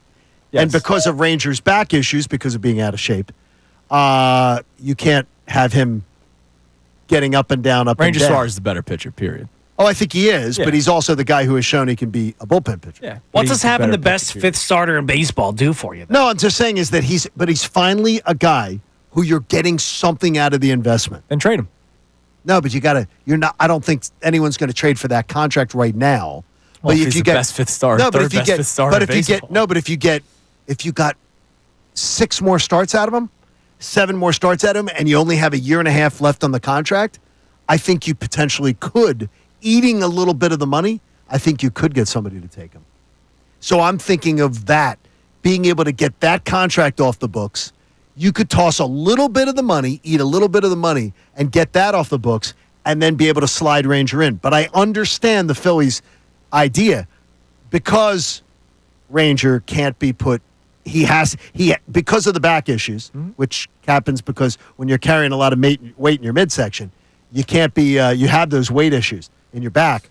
You can't do those things. You and your Rangers. To your point, though, he could have stayed down an extra week or two. I mean, he hit the wall. Like in the third and 2/3 innings he was in, he hit the wall, which means he didn't go long enough in AAA. Yeah, I mean, he was hitting the wall. They said, Yeah, I'm fine with it. By the way, I mean, he could have stretched him out. our man Slippin' Now Benny. he couldn't stretch. Our man Slippin' Benny is. How did Benny check in? Is he the official attorney of the Kincade Salciunas morning show? Yes. Because we can't claim Mike or Bill because they have their own show, and we can't count.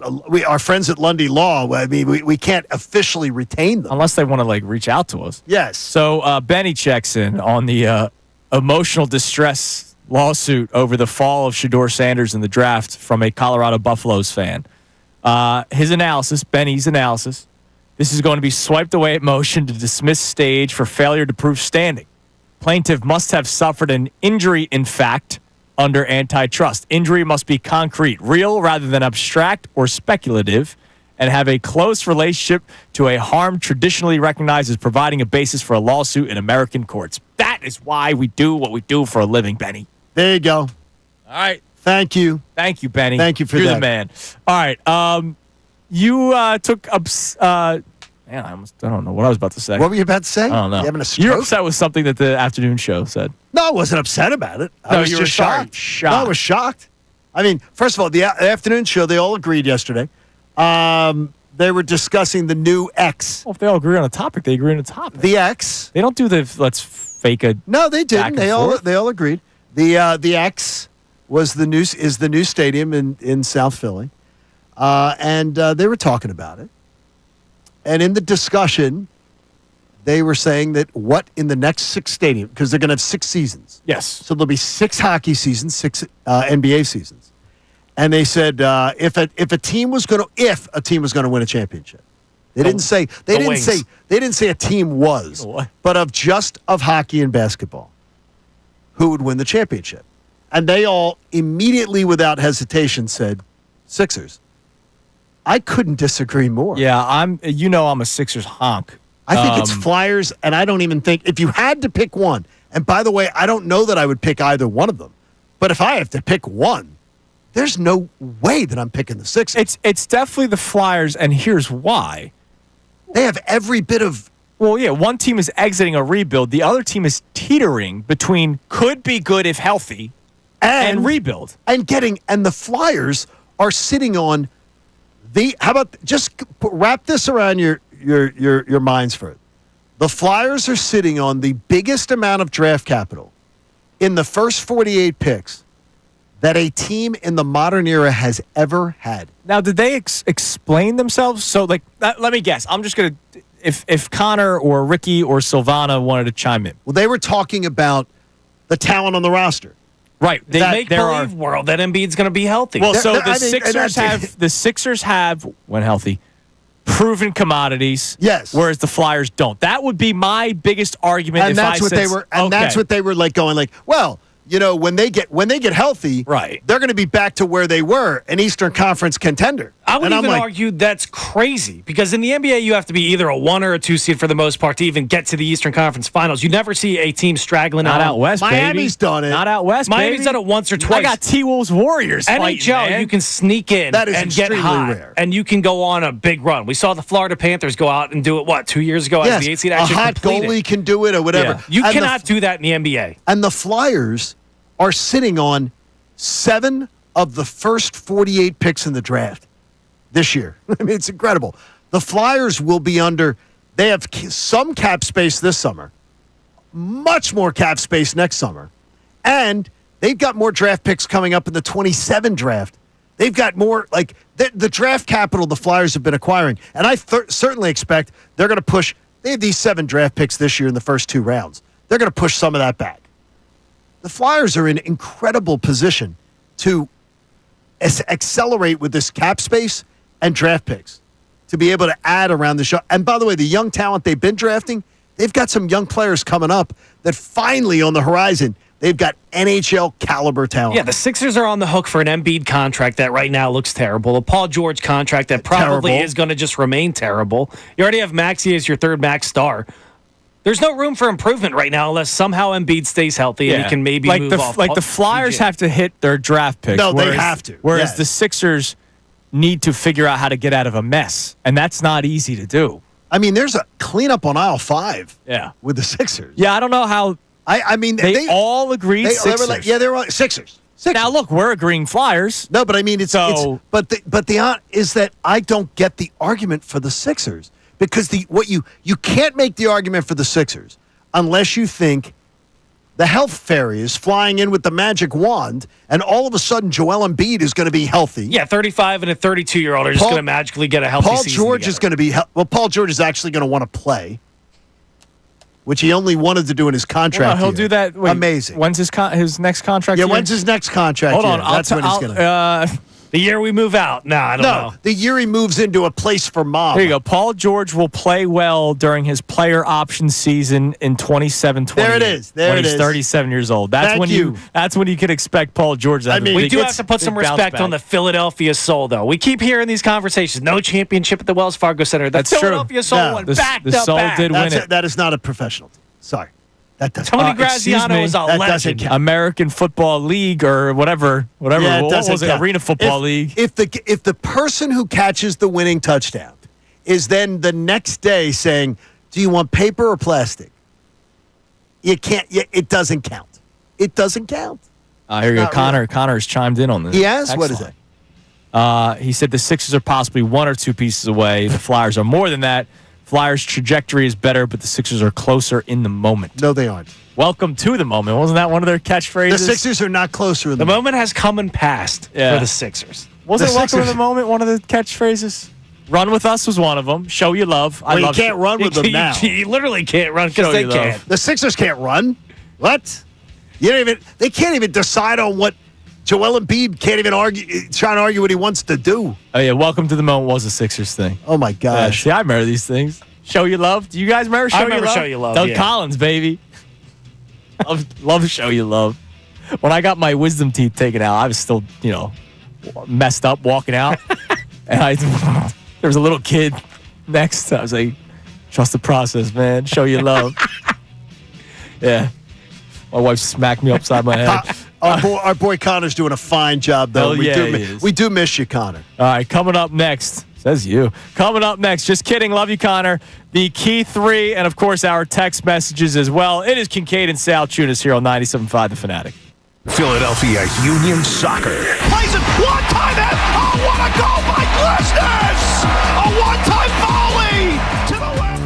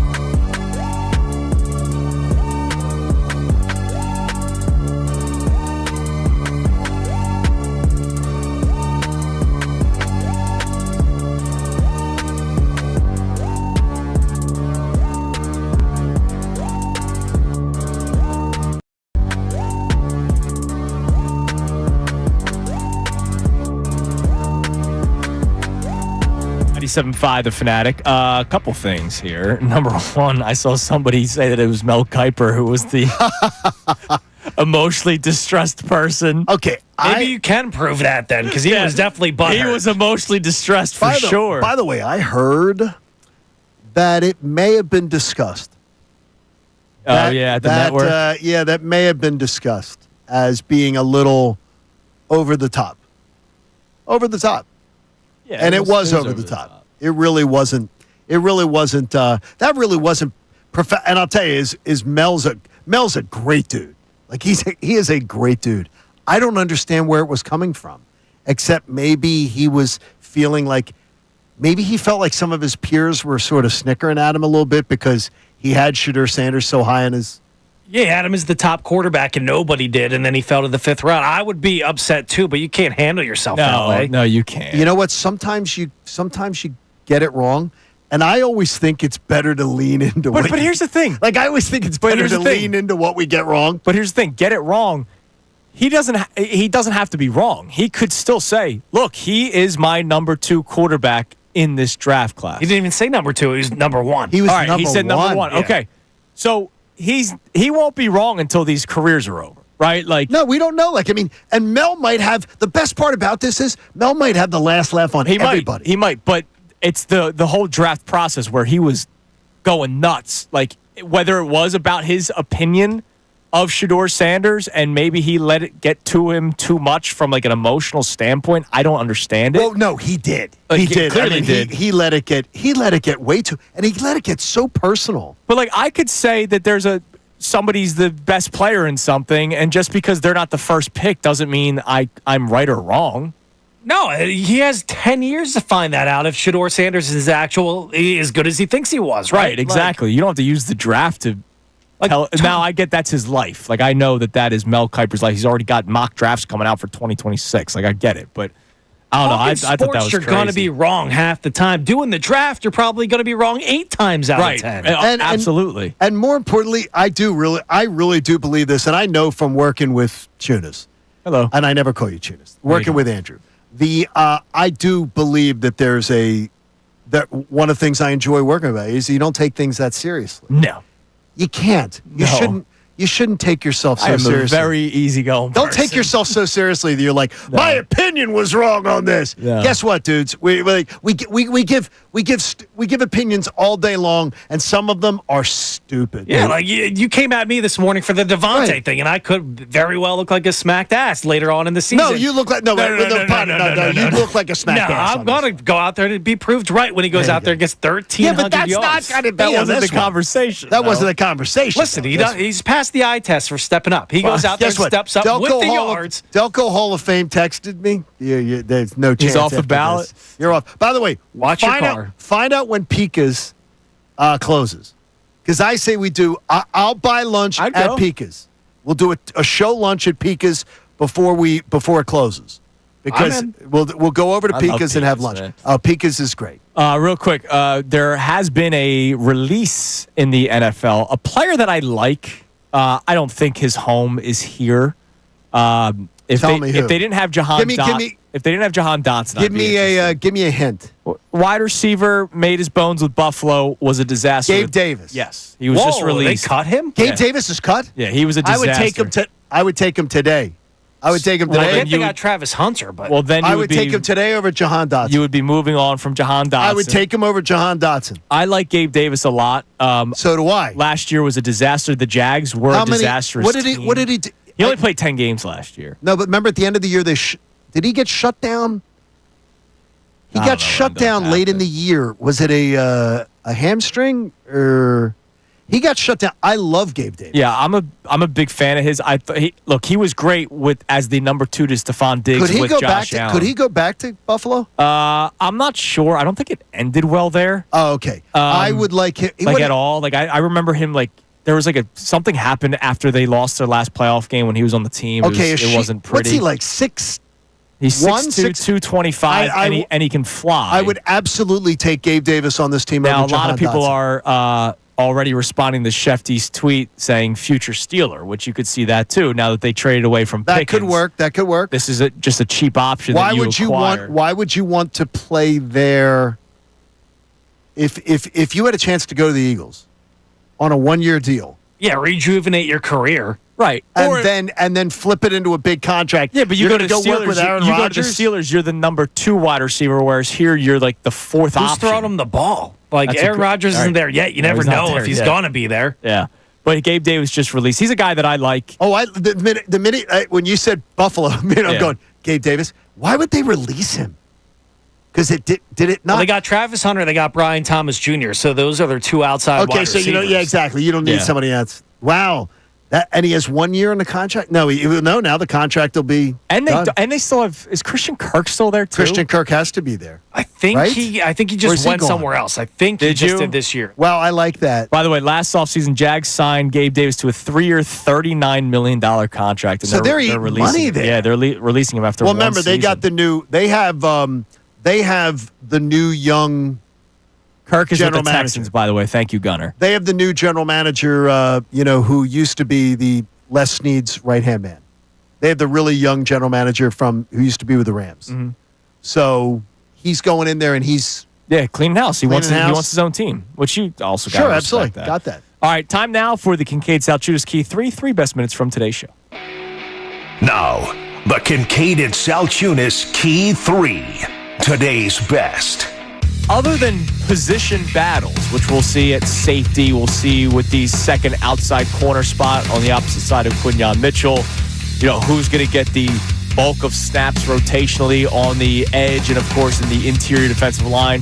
We know the offense is set, right? So, for the most part, we have a pretty good understanding of what this roster will be. And we all know what the goal will be. To try to get back and repeat, right? To try to win the Super Bowl Yeah, now yet for again. for you, it's just get back to the NFC title game. For everybody else with a pulse or male DNA, it's to get back and win the Super Bowl. Getting back to an NFC Championship game sounds wonderful. It does. I actually want to win and then have another parade. And are we going to look more at the young guys or the vets to step up? You can't ask the vets to do more. Bryce Huff is a vet. We can. Bryce Huff needs to do more than he did last year. By the way, I'm going to tell you flat out right now, I think we're going to talk halfway through the year and say, okay, I guarantee you we're going to have a day or two where we say, do we owe Bryce Huff an apology?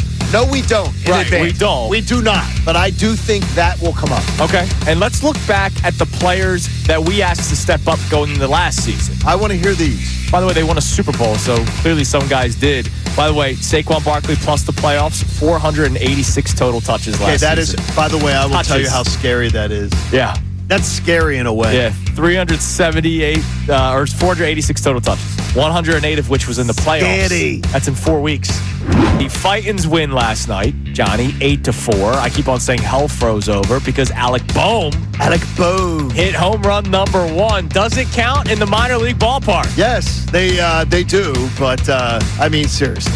But last night, that place is. First of all, it looks like a Little League park. It's so dark. Yeah, it is. It's dark. The Little League World Series. If you watch the games that they play at the Williamsport, Williamsport's nicer. It's more lit. Yeah. There are guys that I will absolutely line up to doubt. Bryce Harper, hell no. No. And to me, I think it's just a great testament to let it play out. Now, I gotta tell you.